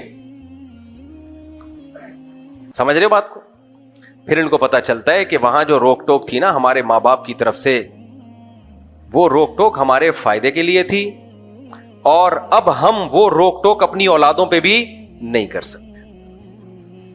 کچھ بھی نہیں ہے, بچہ پیدا کر لیا آپ نے ایسے جیسے بلی پال لیا آپ نے, سمجھ رہے ہو, بلکہ بلی بھی تھوڑی دم ہلاتی رہتی ہے, گھر چھوڑ کے نہیں جاتی. تو بچہ اور روبوٹ میں کوئی فرق نہیں ہے, الا یہ کہ کوئی بچہ ایکسٹرا آرڈینری, کوئی اللہ کی طرف سے اس میں کوئی الگ سے سافٹ ویئر انسٹال ہوئے ہوئے. ہاں جو دیندار ہیں ان کی بات نہیں کر رہا میں. ایک تو فوراً کمنٹس نیچے بہت آنا شروع ہو جاتے ہیں, ہمارے یہاں تو ایسا نہیں ہے, ہم تو یہاں 20 سال سے رہ رہے ہیں امریکہ میں. بھائی آپ کے علاوہ کی بات کر رہا ہوں میں, آپ کی بات ہی نہیں کر رہا میں. جنہوں نے کنٹرول کیا ہوا ہے, دینی ماحول دیا ہوا ہے, وہ الگ ہے. تو خیر, تو اب کیا ہے, تو وہ کیا ہے کہ سستے کے چکر میں رہتے ہیں, ایسی جگہوں پہ جا کے 4 مہینے تبلیغ میں لگے ہوئے, سال ابا کے تبلیغ میں لگے ہوئے. بچہ مرتد ہو گیا ہے, ملحد ہو گیا, خدا کا منکر ہے, خدا کا انکار کر رہا ہے وہ, کیونکہ چاروں طرف سن کیا رہا ہے وہ اسلام کے اگینسٹ باتیں سن رہا ہے چاروں طرف. اور پھر اٹریکشن اتنی ہے, شراب کباب, اسلام تو ان سب چیزوں سے روکتا ہے. تو وہ اپنے ابا کو اماں کو بیوقوف سمجھنا شروع کر دیتا ہے کہ یہ بیوقوف ہے. بھائی تھوڑے دنوں میں تمہیں پتا چلے گا کہ بیوقوف کون تھا, کون بیوقوف تھا. خیر, تو وہاں جب رہتے ہیں تو اس صحبت کے اثرات کیا ہوتے ہیں, بچے گئے. میں یورپ جب گیا نا تو مجھے یاد ہے ایک والدین میرے پاس آئے, انہوں نے کہا کہ ہماری بیٹی مرتد ہو گئی تھی بالکل, اور وہ ماں باپ دیندار تھے, الگ سے مجھ سے ملنے کے لیے آئے, اور کوئی دعوت اس پہ اثر نہیں کر رہی تھی, بالکل اسلام چھوڑ دیا تھا اس نے. خون کے آنسو روتے ہیں جن کے دل میں ذرا سی بھی غیرت ہو. پھر انہوں نے میرا شکریہ ادا کیا کہ آپ کے بیانات مسلسل سنتے سنتے سنتے سنتے الحمدللہ دوبارہ مسلم ہو گئی ہے. میرا کیا کمال ہے, تو اسلام کا کمال ہے, اسلام میں اٹریکشن ہے. لیکن انہوں نے کہا کہ آپ کے سنے اس لیے کہ تھوڑا لائٹ موڈ میں آپ نے باتیں کی ہیں, ورنہ وہ بعض دفعہ ہمارے بعض مولانا, سارے تو نہیں بھائی, بڑے اچھے اچھے, ہم سے تو زیادہ ہی اچھے لوگ ہیں, وہ ایسی سخت اسٹائل میں بات کرتے ہیں کہ وہ بندہ قریب آنے کے بجائے دور ہو جاتا ہے. میں بتا رہا تھا نا ایک مولوی صاحب بیان کر رہے تھے, میں جمعے کا دن گیا ان کے بیان سننے, تو حضرت علی نے فرمایا, تو مجھے بھی خیال ہوا حضرت علی نے آرام سے فرمایا تھا تو آپ بھی کس سے فرما دیں, اتنی زور سے حضرت علی فرما سکتے ہیں؟ حضرت علی نے جتنا شائستہ لہجے میں, حضرت علی کے تو اخلاق مشہور ہیں بھائی, تو آپ بھی اتنا ہی آرام سے فرما دیتے. تو کبھی کبھار زور خطابت میں چیخنا چلانا بھی اچھا لگتا ہے کبھی کبھار, لیکن ٹاپک بھی ہونا وہ. تو ہمیشہ یہ جو دلائل کی بات آسان انداز سے ہی, مدلل انداز سے ہی ہونی چاہیے. خیر, تو نوح علیہ الصلوۃ والسلام, لوط علیہ السلام کی بیوی صحبت کی وجہ سے, ماحول کی وجہ سے خراب ہوئی. جب مجھے کہتے ہیں نا لوگ, مفتی صاحب میں لندن آیا تھا اپنی باپردہ بیوی کو لے کے, اس نے مجھے کہا کہ مجھے جاب کی اجازت دو, میں نے کہا چلو ٹھیک ہے. انسان تنگ نظر نہیں ہونا چاہیے, براڈ مائنڈڈ ہونا چاہیے. تو میں نے اجازت دے دی, اب وہ میرے ہاتھوں سے نکل گئی, وہاں کسی گورے پہ عاشق ہو گئی ہے. سب عورتیں ایسی نہیں ہوتی بھائی, بہت ساری نیک خواتین جاب کر رہی ہیں, لیکن بہت سی ہو بھی جاتی ہیں. تو میں اس کو مثال دیتا ہوں لوط علیہ السلام کی. بھائی پیغمبر اپنی بیوی کو نہیں بچا سکے یار, اور تو اس ماحول میں اجازت دے رہا ہے جا کے.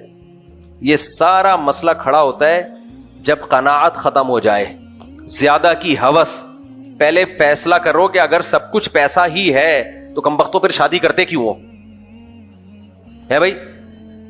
اگر سب کچھ پیسہ ہی ہے, دیکھو کچھ لوگ تو اس لیے شادی کرتے ہیں کہ وہ پیسہ ہے, ان کا تو ہدف ہی کیا ہے, دولت.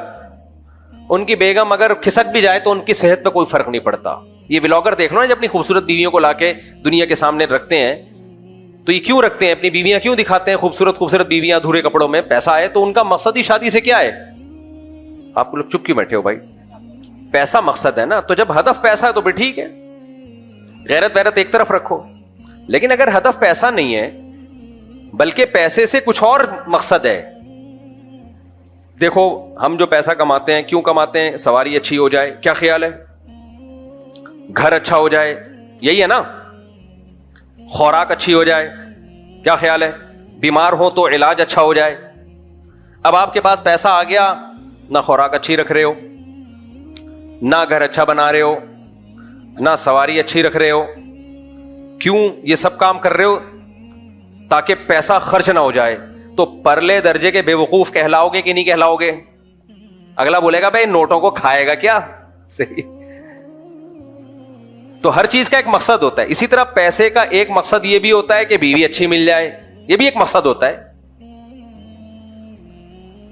لیکن اس بیوی کا مقصد کیا ہوتا ہے؟ اس کا مقصد ہوتا ہے گھر سنبھالنا.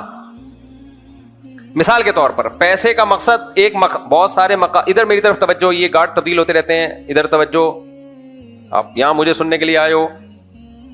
دیکھو پیسے کا کہ بہت سارے مقاصد میں ایک مقصد اچھا کھانا بھی ہے, کیا خیال ہے؟ اب آپ نے کیا کیا؟ اچھا کھانا خرید لیا, مرغے ورغے بکرے پائے وائے بڑا زبردست.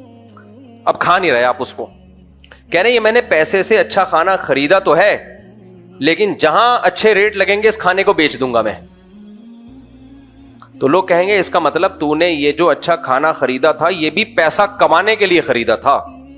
تو چل ٹھیک ہے, ڈبل پیسہ آ گیا, اب کیا کرے گا اس پیسے سے؟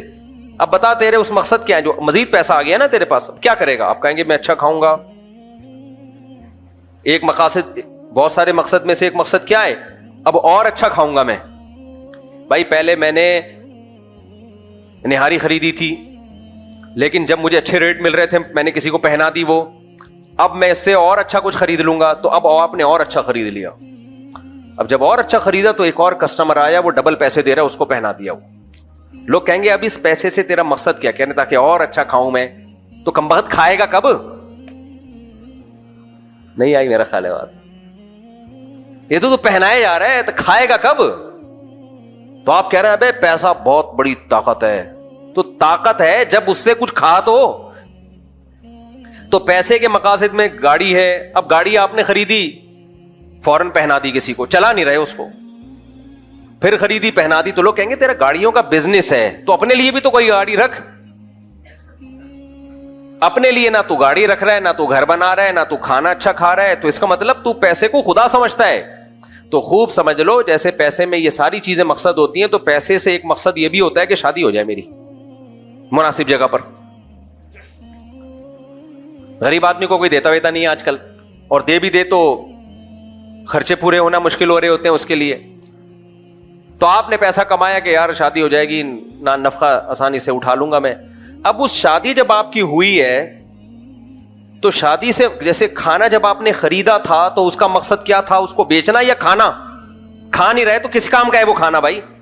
تو ایسے جب آپ کی شادی ہوئی تو وہ کس کام کے لیے تھی؟ گھر بسانے کے لیے یا وہ بھی کمانے کے لیے؟ اگر اس کو بھی گھر سے باہر ہی بھیجنا تھا تو اس تکلف کی ضرورت کیا تھی یار تمہیں؟ مجھے لگتا ہے یا تو آپ پاگل ہو گئے یا میں پاگل ہو گیا ہوں، کیونکہ میں پوری دنیا میں جاتا ہوں تو میری سوچ کے خلاف ہی لوگ نظر آ رہے ہوتے ہیں.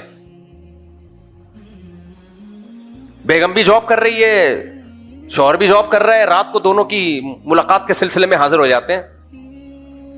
کوئی مجبوری ہو تو ایک الگ بات ہے بھائی، بھوکا مر رہا ہو تو ایک الگ بات ہے، لیکن تو پیسے والے لوگ یہ کام کر رہے ہوتے ہیں. ابے تو تم نے کیوں کیا؟ تو کمانے کے لیے کیا ہے تو وہی ہو گیا، کھانا خریدا اور کھانے کے بجائے بیچ دیا اس کو. اس کا مطلب تم نے خریدا تھا کھانے کے لیے نہیں بلکہ کمانے کے لیے خریدا ہے. تو یہ کمبختوں کو یہی نہیں پتا چل رہا کہ یہ ہوتی کیوں ہے شادی، کس سلسلے میں ہوتی ہے یہ. بھائی یہ اس سلسلے میں ہوتی ہے گھر سنبھالے، بچے پیدا کرے، وہ نسل بڑھائے آپ کی. وہی کام نہیں ہو رہا، باقی سارے کام عورت سے لیے جا رہے ہیں.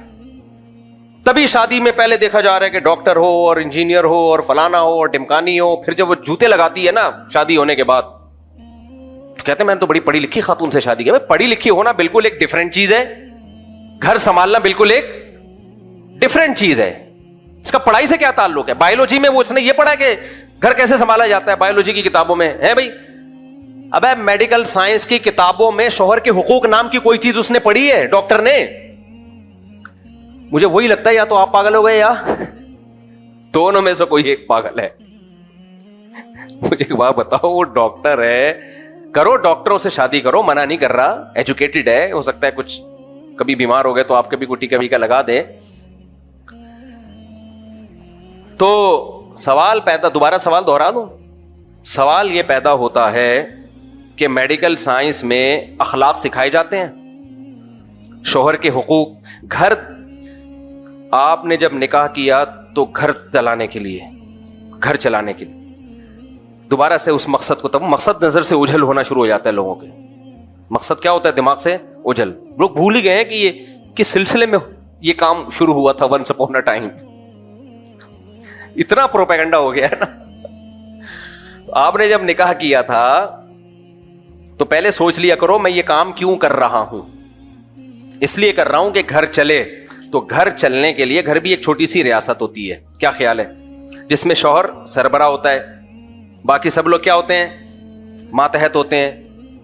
اور ان ماتحتوں میں ابھی نسل تو بعد میں آئے گی، سب سے پہلے ماتحت کون ہوتا ہے؟ بیگم ہوتی ہے. تو اس کو پتا ہونا چاہیے کہ سربراہ کے کیا حقوق ہیں، کیا خیال ہے؟ اور آپ کو پتا ہونا چاہیے کہ اس کے کیا حقوق ہیں، پتا ہونا چاہیے کہ نہیں ہونا چاہیے؟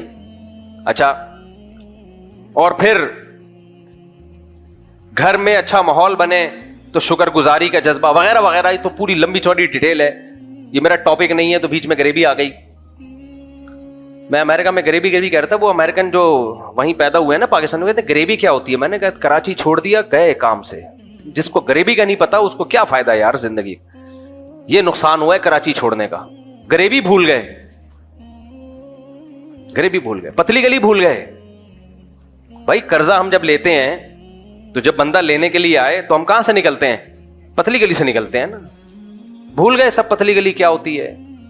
وہاں ہے پتلی گلی ہے ہی نہیں لہذا قرضہ لے کے بھاگنے کا چانس ہے ہی نہیں. خیر ہمارے یہاں جب تبلیغ والے گشت کے لیے جاتے ہیں نا تو بھی کہاں سے نکلتا ہے وہ بندہ؟ پتلی گلی سے نہیں. گندی گلی بھی کہتے ہیں اس کو، پتلی. سارے محلے والے اس میں اوپر سے کچرا ڈال رہے ہوتے ہیں. خیر تو دوبارہ میں اسی بات کی طرف آتا ہوں. اب ڈاکٹر چاہیے مجھے، انجینئر چاہیے مجھے، فلانی چاہیے مجھے، ڈمکانی چاہیے. کم وقت تو کیوں کر رہا ہے یہ سب کچھ؟ گھر چلانے کے لیے اگر چاہیے تو بایولوجی کی کسی کتاب میں گھر چلانے کا طریقہ، میڈیکل سائنس کی کسی کتاب میں گھر چلانے کا طریقہ نہیں لکھا ہوا. یہ پڑھا ہی نہیں ہے اس نے تو گھر چلے گا کیسے؟ پہلے زمانے میں بہشتی زیور دیے جاتے تھے. مولانا شرف علی تھانوی رحمہ اللہ نے بچیوں کے لیے کتاب لکھی تھی, اس میں گھرداری, تبھی طلاقیں کم ہوتی تھیں.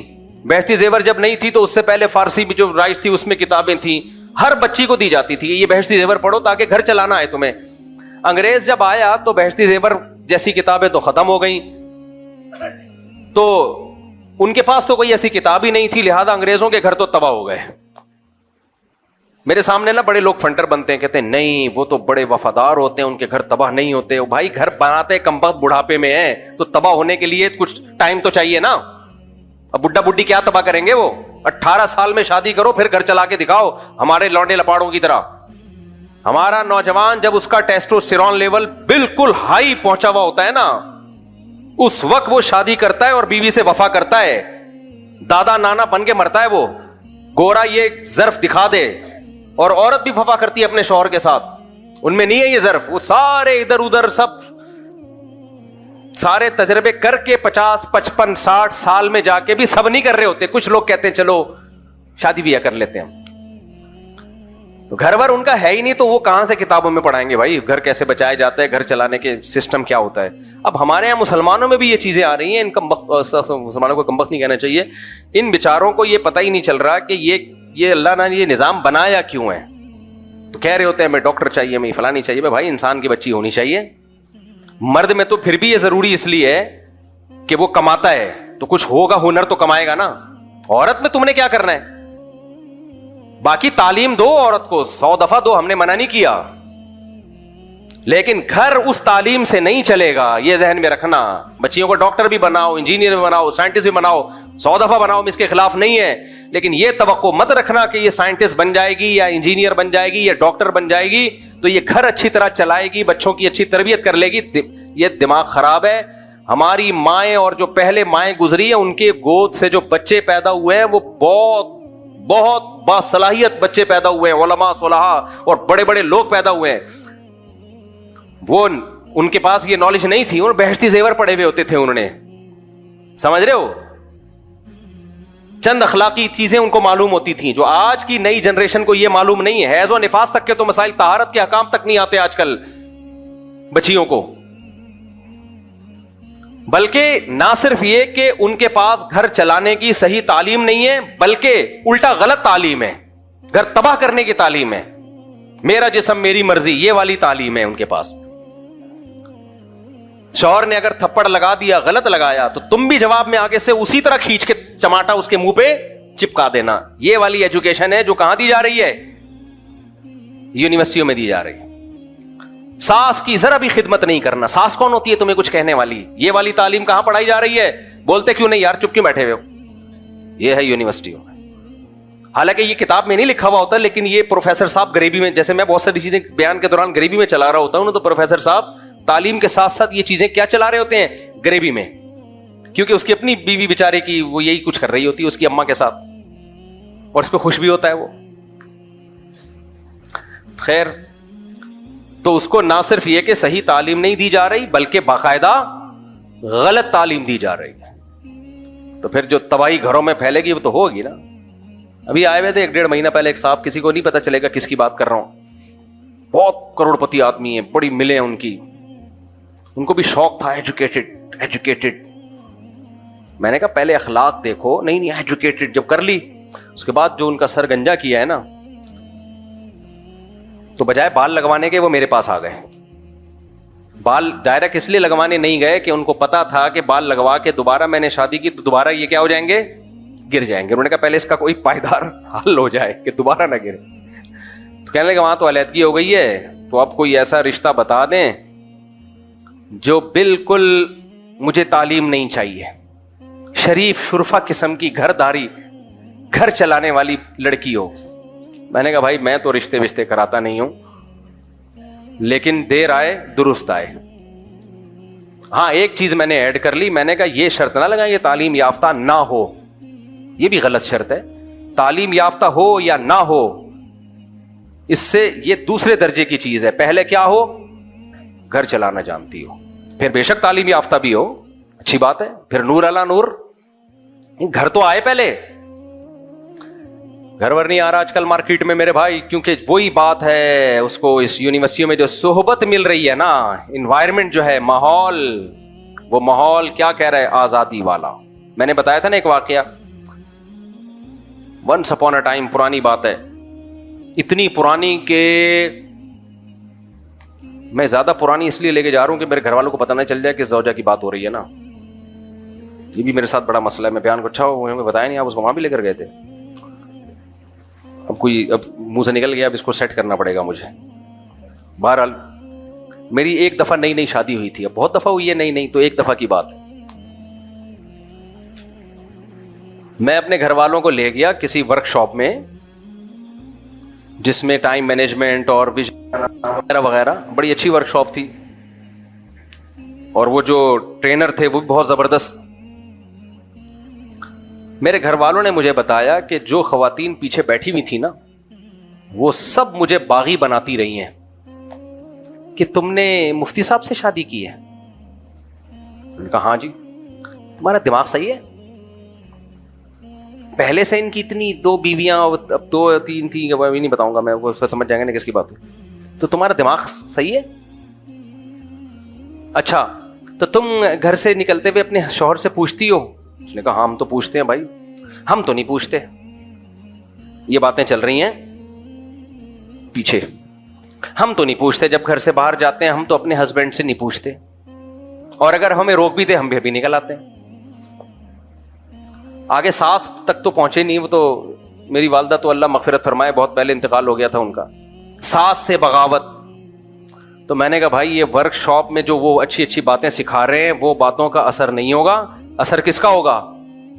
یہ یاد رکھو, درس میں کوئی کتنی اچھی باتیں کر رہا ہو نا, جو لوگ سن رہے ہوتے ہیں ان پر اس درس کا اتنا اثر نہیں ہوتا. یہ جو دائیں بائیں لوگ بیٹھے ہوئے کان بھر رہے ہوتے ہیں نا, یہ زیادہ مؤثر ہوتا ہے. اس درس کی 2 ٹکے کی حیثیت نہیں چھوڑتے وہ.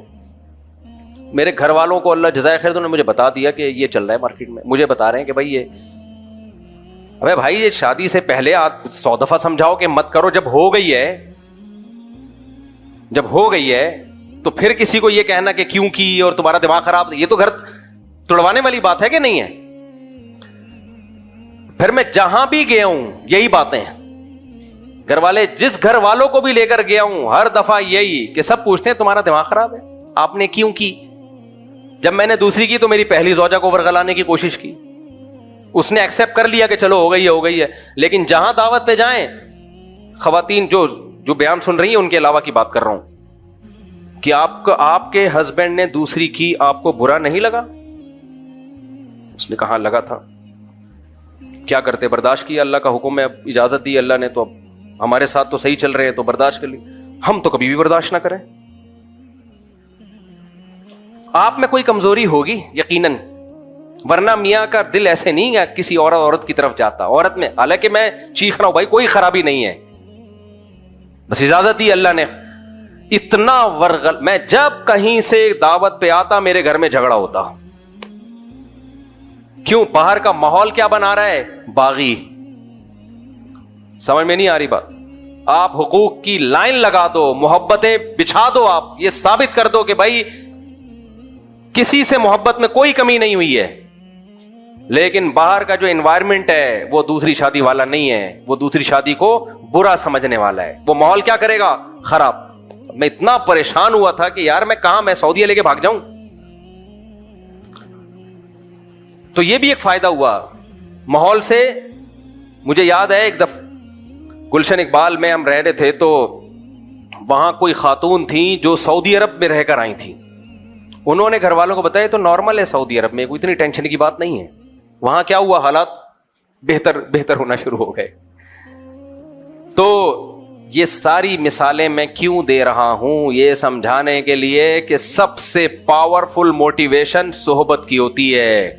آج بہت ساری مائیں شکایتیں لے کر آتی ہیں بچوں کی, ہمارا بچہ اسلامک اسکول میں پڑھ رہا ہے, اتنا اچھا اسکول, اتنی بھاری فیس, بچہ فوش فلمیں دیکھ رہا ہے, سگریٹ پی رہا ہے. میں کہتا ہوں اسکول اسلامی ہے, سارے بچے اسلامی نہیں ہیں. پتہ نہیں کہاں سے بچے لا کے ہو سکتا ہے بٹھا دیے ہوں, اور وہ آپ کے بچے کو موبائل میں چیزیں دکھا رہے ہوں. اسکول بھی دیکھا کرو کیسا ہے, آگے ماحول دیکھا کرو, اس کے ارد گرد بچے کون بیٹھے ہوئے ہیں. تبھی حتی الامکان ہم تو کہتے ہیں ہوم اسکولنگ کی طرف لے کر آؤ, لیکن پھر بچوں کو تھوڑا لڑکوں میں کھیلنے بھی تو بیلنس کرنا ہوتا ہے نا. بالکل ہی لڑکوں سے ہٹا دو گے کہ کہیں کوئی بری صحبت نہ ملے تو پھر وہ چھوئی موئی بن جاتا ہے, پھر وہ ویسے ہی اس میں نسوانیت پیدا ہو جاتی ہے. تو اس میں بیلنس اعتدال سے لے کے چلنا ضروری ہے. تو خیر ہم اصل موضوع کی طرف جلدی سے آتے ہیں. تو میں یہ بات کر رہا تھا میرے بھائی, صحابہ کرام جیسے ہم بن نہیں سکتے, کیونکہ انہوں نے, صحابہ نے کس کی صحبت اٹھائی ہے؟ نبی کریم صلی اللہ علیہ وسلم کی. تو اس سے پتہ چلتا ہے کہ اہل اللہ کی صحبت, یا جو جتنا بڑا بزرگ ہوگا اس کی صحبت سے جو کچھ حاصل ہوتا ہے وہ کسی طریقے سے حاصل نہیں ہو سکتا. تو اس لیے ہمیشہ سے لوگ اللہ والوں سے تعلق قائم کرتے تھے, ان کی صحبت میں رہتے تھے, ان جیسا بننے کی کوشش کرتے تھے. آپ سخاوت پہ کتنے بیانات کر دو, انسان میں سخاوت پیدا نہیں ہوتی. کچھ دن سخی لوگوں کے ساتھ گزار لو, آدمی خود بخود کیا بن جاتا ہے؟ سخی. آپ نے دیکھا ہوگا کچھ قومیں سخاوت میں مشہور ہیں, کچھ کنجوسی میں مشہور ہیں. کیوں؟ جو سخیوں میں پیدا ہوتے ہیں وہ دیکھتے ہیں باپ دادا کو خرچ کرتے ہوئے, وہ بھی سخی بن جاتے ہیں. اور کچھ ایسے ہوتے ہیں ہمیشہ ابا کو چونی اٹھنی کا حساب کرتے ہوئے دیکھا ہوتا ہے, انہوں نے ہمیشہ ابا کو دیکھا ہوتا ہے پیسوں پہ لڑتے ہوئے, تو وہ بچہ بھی کیا پیدا ہوتا ہے؟ پھر وہی لطیفہ آ رہا ہے, بہت دفعہ سنا چکا ہوں, لیکن اتنا مزہ آتا ہے, آدمی کہتے ہیں پارسل کرو یار. وہ ایک کنجوس آدمی تھا نا, اس کے بچے کہتے تھے ابو گھی چاہیے, دیسی گھی چاہیے, وہ لا کے نہیں دیتا تھا. پیسے ہوتے تھے پھر بھی نہیں لا کے دیتا تھا. تو ایک دن گھی کا ڈبہ لے آیا تو بچوں سے کہتا ہے کہ دیکھو باہر بھی چکنائی لگی ہوتی ہے نا, تو اندر ڈبہ نہیں کھولنا, پہلے باہر سے روٹی لگا لگا کے کھاؤ, تاکہ باہر کا سارا گھی کیا ہو جائے؟ ختم. وہ ڈبے, ہر کوکنگ آئل پہ بھی آپ نے دیکھا چکناہٹ ہوتی ہے. اور وہ بچے روزانہ, اس کے بھی بچے تھے کنجوس کے بچے, روزانہ روٹی ڈبے پہ رگڑ رگڑ کے کھا رہے ہیں. اس کو سفر پہ جانا تھا تو اس نے گھی الماری میں بند کر کے رکھ دیا کہ ایسا نہ ڈبہ کھول کے پورا ہی چٹ کر جائیں, لاک لگا دیا الماری کو. سفر کے بعد آیا اور کہنے لگا کہ بچوں گھی تو نہیں کھولا تم نے؟ انہوں نے کہا نہیں ابو, ہم الماری سے روٹی لگا لگا کے کھاتے تھے. اس نے رکھ کے ایک تھپڑ لگایا, بغیر تو کچھ دن گھی کے بغیر صبر نہیں کر سکتے تھے. اب بتاؤ جو اس ماحول میں پیدا ہوگا وہ بچے سخی بنیں گے؟ وہ اپنے بچوں کے ساتھ بھی یہی کریں گے. تو یہ گھی کا ڈبہ کئی صدیوں تک وراثت میں جائے گا ہی ہے, کئی نسلوں تک. تو صحبت, ہاں میں یہ بتا رہا تھا کہ پہلے زمانے میں اس کی بڑی حیثیت تھی کہ کوئی پیر و مرشد ہونا چاہیے, اس سے ہم اپنی اصلاح کروائیں. لیکن جیسے کچھ شعبے چلتے ہیں تو ٹھیک ہوتے ہیں, بعد میں ان میں خرابیاں پیدا ہو جاتی ہیں. تو اب خرابی یہ پیدا ہو گئی کہ پیر و مرشد کو انسان سے اوپر کی کچھ چیز سمجھا جانے لگا ہے. پیر کا دائرہ کار دیکھو, ڈاکٹر کا دائرہ کار کیا ہوتا ہے؟ جو بیماری ہے اس کو ٹھیک کرے. ڈاکٹر سے آپ یہ مشورہ لیتے ہو کہ میں نے کہاں شادی کرنی ہے, کہاں نہیں کرنی ہے, کون سا بزنس کرنا ہے, کون سا نہیں کرنا. ڈاکٹر کہے گا ٹیکا لگا, نکل یہاں سے, نہ میرا ٹائم ضائع کر نہ اپنا ضائع کر. تو پیر و مرشد کا کام ہوتا ہے آپ کے اندر جو گناہ ہے وہ آپ سے چھڑوا دے, بس. اس سے آگے پیر کا دائرہ کار بولو نہیں ہے. حتیٰ کہ شرعی مسائل بتانا بھی اس کا کام نہیں ہے, وہ مفتیوں کا کام ہے. لیکن آج کل جو مارکیٹ میں پیر آ رہے ہیں, میجورٹی, سب نہیں, بہت سے اچھے بھی ہیں الحمدللہ, میجورٹی کیا ہے؟ وہ پیر کم, اور اس کو معاذ اللہ پیغمبر سے بھی اونچا درجہ دے دیا ہے. میں جانتا ہوں ایسے لوگوں کو, شادی کر لی پیر کی مرضی کے بغیر, پیر صاحب ناراض ہو کے بیٹھ گئے, ابا اما کی نہیں مان رہے, پیر کو باپ بنایا ہوا ہے. شریعت میں ماں باپ کا درجہ پیر و مرشد سے بولو زیادہ ہے, ٹیچر سے بھی زیادہ ہے. یہ ذہن میں رکھو. آج کل بعض لوگ تعلیم دیتے ہیں استاذ کا درجہ ماں باپ سے زیادہ. نا نا نا نا, قرآن کے مطابق استاذ کا درجہ والدین سے کم ہے, بہت کم ہے. بہت بڑا درجہ ہے استاذ کا, لیکن ماں باپ سے کے برابر نہیں ہے. ماں باپ کو سب سے سپیریئر رکھا ہے اللہ نے. قرآن کے الفاظ دیکھو, عیسیٰ علیہ السلام پیدا ہوئے ماں کی گود میں, جب بول رہے ہیں تو برم بوالدتی, توحید کا اعلان کر کے کہہ رہے ہیں اللہ نے مجھے حکم دیا کہ اپنی ماں کے ساتھ اچھا سلوک کروں. میں ابھی ماں کی گود میں ہے. وہ پیغمبروں کو حکم ہے ماؤں کے ساتھ اچھا سلوک کریں.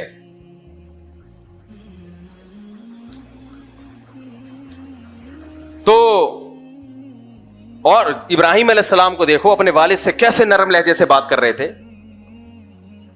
تو اس لیے سب سے بڑا مقام, استاد سے بھی بڑا مقام کس کا ہے؟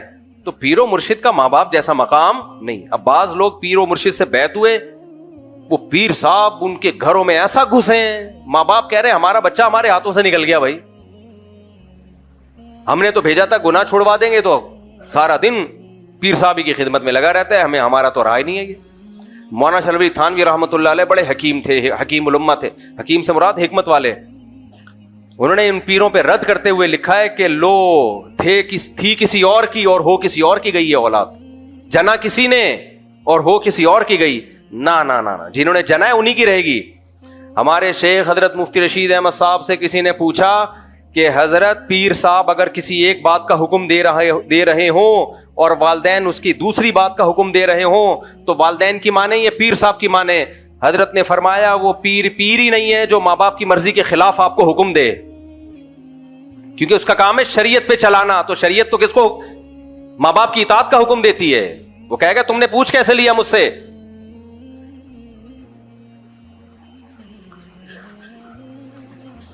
تو وہ سب کچھ ہی بن جاتا ہے. حضرت جی نے فرما دیا. تو حضرت جی جو پیر و مرشد ہیں ان کا کام اب اصلاح رہا ہی نہیں, اپنی نہیں ہوتی اصلاح, اس کی کیا کریں گے؟ دل میں دنیا کی محبت, شہرت کی لالچ. علماء کہتے ہیں بزرگ بننے کے لیے نا ظاہری اعمال کے ساتھ جو باطنی اعمال ہے نا, باطن میں 3 چیزوں کا ہونا ضروری ہے. 3 چیزیں. ظاہری تو مطلب نماز با جماعت کا پابند ہو, شریعت کے مطابق اس کا حلیہ ہو, کبیرہ گناہوں سے بچتا ہو, تو ظاہری اعمال. باطن, ظاہری تو نظر آ جاتے ہیں نا, باطن میں 3 چیزیں, حب جاہ, حب با اور حب مال. مال کا لالچی نہ ہو, ہوس نہ ہو, جاہ کا لالچی نہ ہو, شہرت کا بھوکا نہ ہو. اور تیسرا باہ. باہ کا مطلب کیا ہے؟ یہ لفظ سنا ہوگا نا, قوت باہ, حکیم جو بیچ رہے ہوتے ہیں نسخے. باہ بڑی بھی نہ ہو حد سے. کیا مطلب؟ حلال اور حرام کا فرق جانتا ہو. کتنے جاہل پیر ایسے ہیں, لوگوں نے اپنی بیٹیاں ان سے بیعت کروائیں اعتماد کر کے کہ یہ باپ والا سلوک کریں گے, اور انہی کے ساتھ غلط نظروں سے دیکھنا شروع کر دیا, انہی کو غلط نظروں سے دیکھنا شروع کر دیا. تو یہ کیا اس کا مطلب؟ اس کو اپنی خواہش پہ کنٹرول نہیں ہے. بچیوں کو پڑھا رہے ہیں اور پڑھا کے ان سے ریلیشن قائم ہو گیا. یہ اسکینڈل بنتے رہتے ہیں, یونیورسٹی میں بھی بنتے ہیں اور بعض مذہبی لوگوں کے بھی بنتے ہیں. تو پہلے زمانے میں دیکھا جاتا تھا, جو بزرگ تھے نا وہ خلافت دینے سے پہلے دیکھتے تھے کہ نمبر 1 ظاہری تو کبیرہ گناہ تو نہیں ہے. آج بعض لوگوں کو خلافت ملی ہوئی ہے, سودی بینک میں مینیجر ہے, اب کمائی حرام رہا ہے, اس کو آپ نے خلافت دے دی ہے بھائی. تو کبیرہ گناہ کا مرتکب ہے, آپ اس کو خلافت دے رہے ہو. نماز پڑھ نہیں رہا, ایک پیر صاحب نے خلافت دی اپنے مرید کو کہ یہ میرے جانشین ہے, وہ فجر نہیں پڑھتا تھا. ہم نے کہا حضرت یہ تو فجر کی نماز ہی نہیں پڑھتا, چلو 1 آدھ دن ہوتا ہے, 2 دن ہوتا ہے, 15 دن شارٹ. انہوں نے کہا انشاءاللہ اللہ توفیق دے گا, پڑھ لے گا. ابے تو جب توفیق دے گا تو پھر خلافت دے دینا نا. جو نماز نہیں پڑھ رہا وہ دوسروں کو کیا نمازی بنائے گا؟ یا تو کوئی شرعی عذر ہے تو وہ پیش کرے بھائی, کوئی شرعی عذر ہے تو. یہ تو ظاہری اعمال ہے. اور باطن میں شہرت کا بھوکا نہ ہو, دنیا کو مسافر خانہ سمجھتا ہو, دل میں یہ ہو اس کے. دنیا جس کے پاس دولت ہے تو یہ مطلب نہیں کہ دنیا کو مسافر خانہ نہیں سمجھتا. سلیمان علیہ السلام کے پاس تو بے پناہ لگژری لائف تھی, مگر پھر بھی دنیا کو کیا سمجھتے تھے؟ مسافر خانہ. میرے شیخ و مرشد حضرت مفتی رشید احمد صاحب کے پاس بہت لگژری لائف تھی. آپ کی ایسی خوبصورت گاڑی کویت کے شہزادے سے خریدی تھی آپ نے. کوئی ان کی زندگی دیکھ کے کہتا کہ یہ تو معاذ اللہ عیاش ہیں, لیکن ہم ان کی صحبت میں رہے, ہمیں پتا ہے کہ ان کے دل میں دنیا کی محبت نہیں تھی. وہ دنیا کو مسافر خانہ. مسافروں میں بھی تو کوئی بزنس کلاس میں سفر کرتا ہے, کوئی اکانومی میں سفر کرتا ہے. کہتے ہیں بھائی جب اللہ نے پیسہ دیا تو بزنس کلاس میں سفر کرو, اچھی گاڑی رکھو. محبت نہیں تھی دل میں. محبت کا پتہ کیسے چلتا ہے؟ اب آپ کہو گے پتہ کیسے چلے گا؟ پتہ ایسے چلے گا, چھن جانے پہ غم کتنا ہوتا ہے. ہمارے حضرت کے لاکھوں روپے ڈوب گئے ایک بزنس میں, کہتے ہیں میرے دل پہ ایک بال نہیں آیا. اور جب الائنس والوں کا ایک بزنس ہوا تھا تو بہت سے لوگ ہارٹ اٹیک سے مر گئے تھے. حضرت نے ان کا نام رکھ دیا تھا شہدائے الائنس, یعنی ان کا پیسہ ڈوبا اور شہید ہو گئے. اس سے کبھی بھی اندازہ نہ لگایا کرو کہ کوئی بزنس کلاس میں سفر کر رہا ہے یا بڑی گاڑیوں میں گھوم رہا ہے تو یہ دنیا کی محبت اس کے دل میں ہے. نا نا نا نا، ایسے تو آپ دھوکہ کھا جاؤ گے بھائی. آپ تو سلیمان علیہ السلام کی شاہی زندگی دیکھو گے تو آپ سمجھو گے یہ پیغمبر بھی معاذ اللہ دنیا پرست ہے. نا نا نا، دنیا پرستی کا پتہ دل کی کیفیت ہے. اس سے پتہ چلتا ہے کہ اگر یہ چھن جائے تو اس کو غم کتنا ہوتا ہے. اہل اللہ والوں کو وہ غم بہرحال نہیں ہوتا جو دنیا پرستوں کو. تو کہتے ہیں مسافر خانہ ہے، مل جائے ٹھیک ہے، نہیں تو کیا ہے. جیسے بس میں سفر کر رہے ہوتے ہو، سیٹ مل جائے کھڑکی والی خوش ہو جاتے ہو، نہیں تو پائدان پہ لٹک کے بھی سفر ہو جاتا ہے. اب آپ نے کہا وہ کھڑکی والی سیٹ پہ بیٹھا ہوا اتنا، اس کا مطلب یہ دنیا پرست ہے، اس کو یہ مسافر خانہ نہیں سمجھتا. نہیں بھائی، اس کو یہ سیٹ نہ ملتی تو پائدان پہ لٹک کے سفر کر کے بھی اسی طرح گنگناتا ہوا جاتا. یہ تو ہم نے دیکھا ہے اللہ والوں کو پیسہ چھین بھی جائے، کہتے ہیں چلو یار آنے جانے والی تھی. دنیا دار آدمی تو مر رہا ہوتا ہے، اور اللہ والوں کے پاس جتنا پیسہ ہوتا ہے ان کے صدقات و خیرات آپ کے ہوش اڑا دے، اور جتنا ان کے پاس ہو سکتا ہے اتنا نہیں ہوتا، وہ اس سے بھی زیادہ سکتا ہے. تو پہلے زمانے میں یہ بزرگ کی ڈیفینیشن ہوتی تھی، اب بھی ہیں اللہ والے لوگ ہیں، ختم کبھی بھی نہیں ہوں گے. دنیا میں قیامت آ جائے گی اگر سارے اللہ والے ختم ہو جائیں، لیکن اس میں دھوکہ زیادہ ہو گیا ہے. تو خیر میں جلدی سے بات کو سمیٹ کے ختم کروں تو نبی کریم صلی اللہ علیہ وسلم نے صحابی کو فرمایا انتم اعلم بامور دنیاکم منی، تم جو کھجوروں کو، نر کھجوروں کو مادہ کھجوروں کے ساتھ جو ان کا بھور ملاتے ہو، تو اگر تم نے میرے مشورے پہ نہیں ملایا تمہیں نقصان ہو گیا تو کوئی ایسی بات نہیں ہے، دنیا کا معاملہ ہے، تم مجھ سے زیادہ جانتے ہو. تو ہمارے نبی نے تو بتا دیا کہ دنیا کے معاملات میں بھائی تمہارا تجربہ ہے تو ٹھیک ہے، اس میں کوئی حرج نہیں ہے. مجھے اللہ نے میسنجر بنا کے بھیجا ہے اللہ کا پیغام بندوں تک پہنچانے کے لیے. کھجوریں کیسے زیادہ بڑھیں گی اور کم ہوں گی یہ میرا موضوع نہیں ہے. تو میں یہ بتا رہا تھا آج کل پیروں کو یہ خود یہ بات ہمارے نبی کے نبی ہونے کی دلیل ہے، خود یہ بات نبی کے نبی ہونے کی دلیل ہے. دیکھو جو سچا ہوتا ہے اس کا دعویٰ کلیئر ہوتا ہے، جو جھوٹا ہوتا ہے وہ روزانہ پینترے بدلتا ہے. مرزا غلام احمد قادیانی کے دعوے آپ اس کی کتابوں سے اٹھا کے دیکھو، روز چینج ہوتے تھے. کبھی کہتا تھا میں ذلی نبی ہوں، کبھی کہتا تھا میں سچی مچی کا اوریجنل نبی ہوں، کبھی کہتا تھا میں وہی مسیح موعود ہوں جو عیسیٰ علیہ السلام نے آنا تھا وہ میں ہی ہوں، کبھی کہتا تھا میں امام مہدی ہوں. کسی ایک بات پہ ٹکا نہیں ہے وہ، کیونکہ جھوٹے آدمی کو فیور چاہیے جس طرح جو بن پڑے. دیکھو منکرین حدیث جو پرویزی فرقہ ہے نا، مفتی رشید احمد صاحب نے ان پر ایک کتاب لکھی ہے. اس میں یہ جو پرویز تھا نا، جو جس نے حدیث کا انکار کیا ہے، ایک جگہ اس نے دعویٰ کیا کہ حدیث سرے سے حجت ہی نہیں ہے. دوسری کتاب میں حضرت نے اس کا قول نقل کیا ہے، دعویٰ کیا کہ حدیث حجت تو ہے لیکن جن ذرائع سے ہم تک پہنچی وہ قابل اعتماد نہیں ہے. تیسری جگہ اس نے دعویٰ کیا کہ حدیث حجت تو ہے اور قابل اعتماد بھی ہے لیکن صرف صحابہ کے لیے. حضرت نے فرمایا یہ ایک ہی آدمی، ایک تنظیم کے مختلف آدمی نہیں ہے، ایک ہی آدمی کے تین متضاد دعوے ہیں.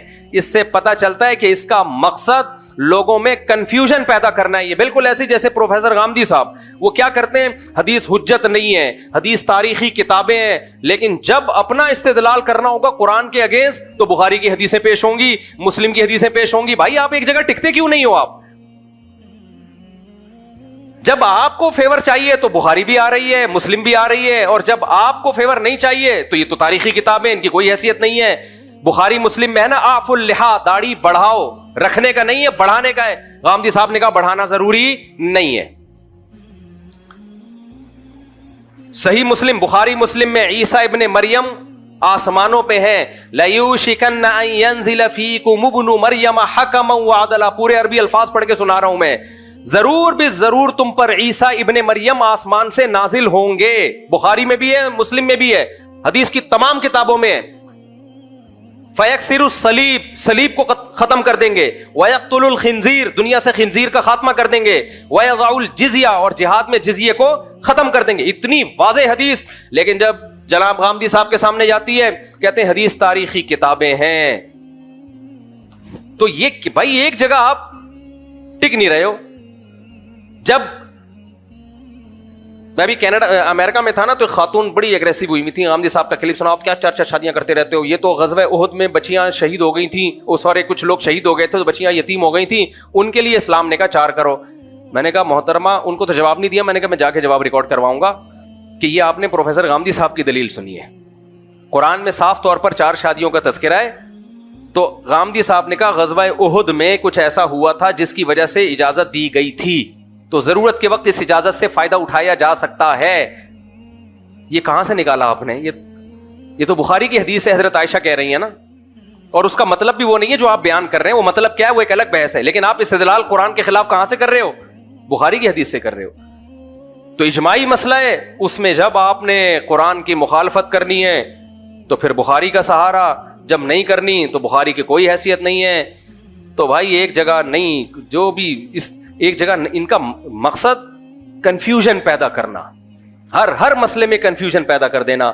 تو ہمارے نبی کریم صلی اللہ علیہ وسلم کی سیرت دیکھو, جو پہلے دن دعویٰ تھا آخری دن بھی وہی. پہلے دن بھی انما انا بشر مثلکم, بشر ہوں, انسان ہوں, میرا کام اللہ کا پیغام تم تک پہنچانا ہے. نہ میں عالم الغیب ہوں, لو کنت عالم الغیب لاستکثرت من الخیر, اگر میرے پاس غیب کا علم ہوتا مجھے کبھی نقصان نہ ہوتا. تم دیکھتے ہو مجھے نقصان بھی ہوتا ہے, اس کا مطلب نہیں ہے میرے پاس غیب کا علم اور مجھے کوئی نقصان نہ ہوتا. اور میں قل سبحان ربی, میرا رب ہر عیب سے پاک ہے. تم جو مجھے کہتے ہو کہ نہریں جاری کر دیں, یہ کر دیں, وہ کر دیں, بھائی میں خدائی کا دعویٰ تھوڑی کر رہا ہوں, میں تو اللہ کا پیغام تم تک پہنچاؤں. اور پیغام بھی کیا ہے؟ حلال و حرام کا علم, اللہ کا پیغام. کھجوروں میں برکت, کھجوریں کیسے بڑھتی ہیں کم ہوتی ہیں, یہ میرا موضوع نہیں ہے, اس میں مجھ سے غلطی بھی ہو سکتی ہے. دیکھو بخاری کی حدیث ہے, خدا کی قسم یہ ایسی نبوت پر ایسی جاندار دلیلیں ہیں نا, یہ حدیثیں ایسی جاندار دلیلیں. جب بھی کوئی شخص جھوٹ بولتا ہے نا, وہ اتنا کلیئر نہیں ہوتا, اتنا صاف نہیں ہوتا. وہ صحیح بخاری کی حدیث ہے, نبی کریم صلی اللہ علیہ وسلم فجر کی نماز پڑھانے کے لیے آئے, اقامت ہو چکی تھی. آپ نے کیا فرمایا؟ لوگ تو اس کو توہین سمجھیں گے, لیکن یہ تعظیم نبی ہے, یہ تعظیم نبی ہے. آپ نے فرمایا یا ایھا الناس انما انا بشر مثلکم, اے لوگو میں تمہاری طرح کا انسان ہوں, انسا کما تنسون, ایسے بھولتا ہوں جیسے تم بھول جاتے ہو. پھر آپ نے فرمایا مجھ پہ غسل فرض ہے اور وہ میں غسل کرنا بھول گیا. پھر آپ گئے, غسل کر کے آئے اور آپ کے بالوں سے پانی ٹپک رہا تھا اور آپ نے نماز پڑھائی ہے. بے داغ سیرت اسی کو کہا جاتا ہے. آج جاہل پیروں کو دیکھو, شیو سرکار کو دیکھو, ان جاہل پیروں کو دیکھو, یہ اپنے بارے میں, یہ تو ان سے, اور یہ جتنے اس ٹائپ کے اور بہت سارے پیر ہیں, کوئی ایک نہیں ہے, وہ تو شفت و مشہور ہو گیا. تصوف کی لائن میں جو خرابیاں ہیں, پیر کو پتہ نہیں کیا سمجھ رہے ہیں, نہ یہ بھول سکتا ہے, نہ اس سے غلطی ہو سکتی ہے, نہ یہ غلط مشورہ دے سکتا ہے, نہ اسے اونگ آتی ہے, نہ اسے نیند آتی ہے. وہ گوہر شاہی مرا تھا تو انہوں نے کہا مرا نہیں, یہ غار میں چلا گیا ہے, نہ یہ مرتا ہے. پیغمبر کے بارے میں قرآن کہہ رہا ہے انک میت وانہم میتون, ہے نبی آپ پر بھی موت آئے گی, ان پر بھی موت واقع ہوگی. کل نفس ذائقۃ الموت, ہر نفس نے موت کا ذائقہ چکھنا ہے. کیسی بے داغ سیرت سید الانبیاء صلی اللہ علیہ وسلم کی, تبھی تو آپ کا دین چلا ہے اور چلتا رہے گا قیامت تک. تو خیر میں یہ عرض کر رہا تھا کہ یہ جو علم ہے نا, کھجوروں میں کیسے برکت ہوتی ہے, اس علم, یہ وہ علم نہیں ہے جس کی بیس پر انسان کو وہ فضیلت ملتی ہے جس پہ وہ فرشتوں پہ مقام لے گیا. ہاں اس کی اپنی الگ سے فضیلت ہے, کیونکہ اگر پتہ ہی نہیں چلے گا پیداوار میں اضافہ کیسے ہو رہا ہے تو ہم سب بھوکے مر جائیں گے. لیکن یہ جو انسان کو, ایک چھوٹی سی مثال دوں نا, میں اکثر واقعہ سناتا ہوں. ایک آدمی, ایک مولانا صاحب تھے, وہ کشتی میں بیٹھے تو انہوں نے ملا سے پوچھا کہ تم نے دین کا علم حاصل کیا؟ انہوں نے کہا نہیں. انہوں نے کہا کمبخت, تو نے آدھی زندگی برباد کر دی اپنی. آگے جب کشتی ڈوبنے لگی تو انہوں نے کہا مولوی صاحب آپ کو تیرنا آتا ہے؟ انہوں نے کہا نہیں. کہا تو پوری برباد کر دی آپ نے. سمجھ لو.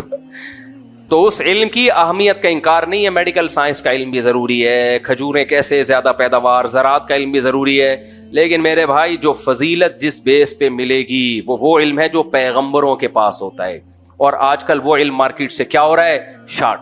ڈاکٹر انجینئر بنانے پہ پورا زور لگایا ہوا ہے, اور حلال و حرام کا طہارت تک کے مسائل نہیں آتے. تبلیغ والے ایک دفعہ گئے تو انہوں نے کہا, یونیورسٹی کے طالب علم نے پوچھا کہ غسل کے کتنے فرض ہیں؟ اس نے کہا 3 فرض ہیں. یہ بڑے خوش ہوئے کہ چلو یار کون کون سے کہنے, تولیہ, صابن اور بالٹی. خواتین کو حیض و نفاس کے مسائل معلوم نہیں ہیں, مردوں کو نماز کے مسائل معلوم نہیں ہے, سدا صاحب کب واجب ہوتا ہے, زکوٰۃ کب فرض ہوتی ہے, رمضان کا روزے کے حکام کیا ہیں, حج کے حج میں جا کے ایسے ایسے کام الٹ پٹانگ قسم کے کر رہے ہوتے ہیں, آدمی حیران ہوتا ہے بھائی یہ کیا کر رہے, تھوڑا سا تو پڑھ لیتے. تو ایک علم وہ ہوتا ہے جو اللہ تک پہنچنے کا ذریعہ ہے. پھر اچھا انسان کسے کہتے ہیں اللہ کی نظر میں؟ اچھا توحید کیا ہے یہی نہیں پتا بہت سے لوگوں کو. الہ کسے کہتے ہیں, معبود کسے کہتے ہیں؟ تو اس لیے میرے بھائی تھوڑا سا اس علم کو بھی کیا کر لو, تھوڑا سا اس کو بھی ٹائم دے دو. اللہ سمجھنے کی عمل کی توفیق عطا فرمائے. وما علینا الا البلاغ. اچھا آپ ہیں, جناب آپ ہیں وکیل؟ ہاں یہ رہے آپ ہیں ماشاء اللہ. اچھا آپ مجھے بتا دیں، آپ نے اجازت دی کہ سیدہ کمل مشتاق بنت سید مشتاق احمد کا نکاح میں 1 لاکھ مہر کوئی 2.5 سینکڑا ہزار 10,000 لاکھ 1 لاکھ مہر میں محمد داؤد صدیقی ولد محمد سرور صدیقی سے کروں، آپ نے اجازت دی ہے؟ جزاک اللہ جی. الحمد للہ نحمده ونستعینه ونستغفره ونؤمن به ونتوکل علیہ ونعوذ باللہ من شرور انفسنا ومن سیئات اعمالنا من يهده الله فلا مضل له ومن يضلله فلا هادي له ونشهد ان لا اله الا الله وحده لا شريك له ونشهد ان سيدنا وحبيبنا وشفيعنا وسندنا محمدا عبده ورسوله صلی اللہ تعالی علیہ وعلى آلہ واصحابہ وبارک وسلم.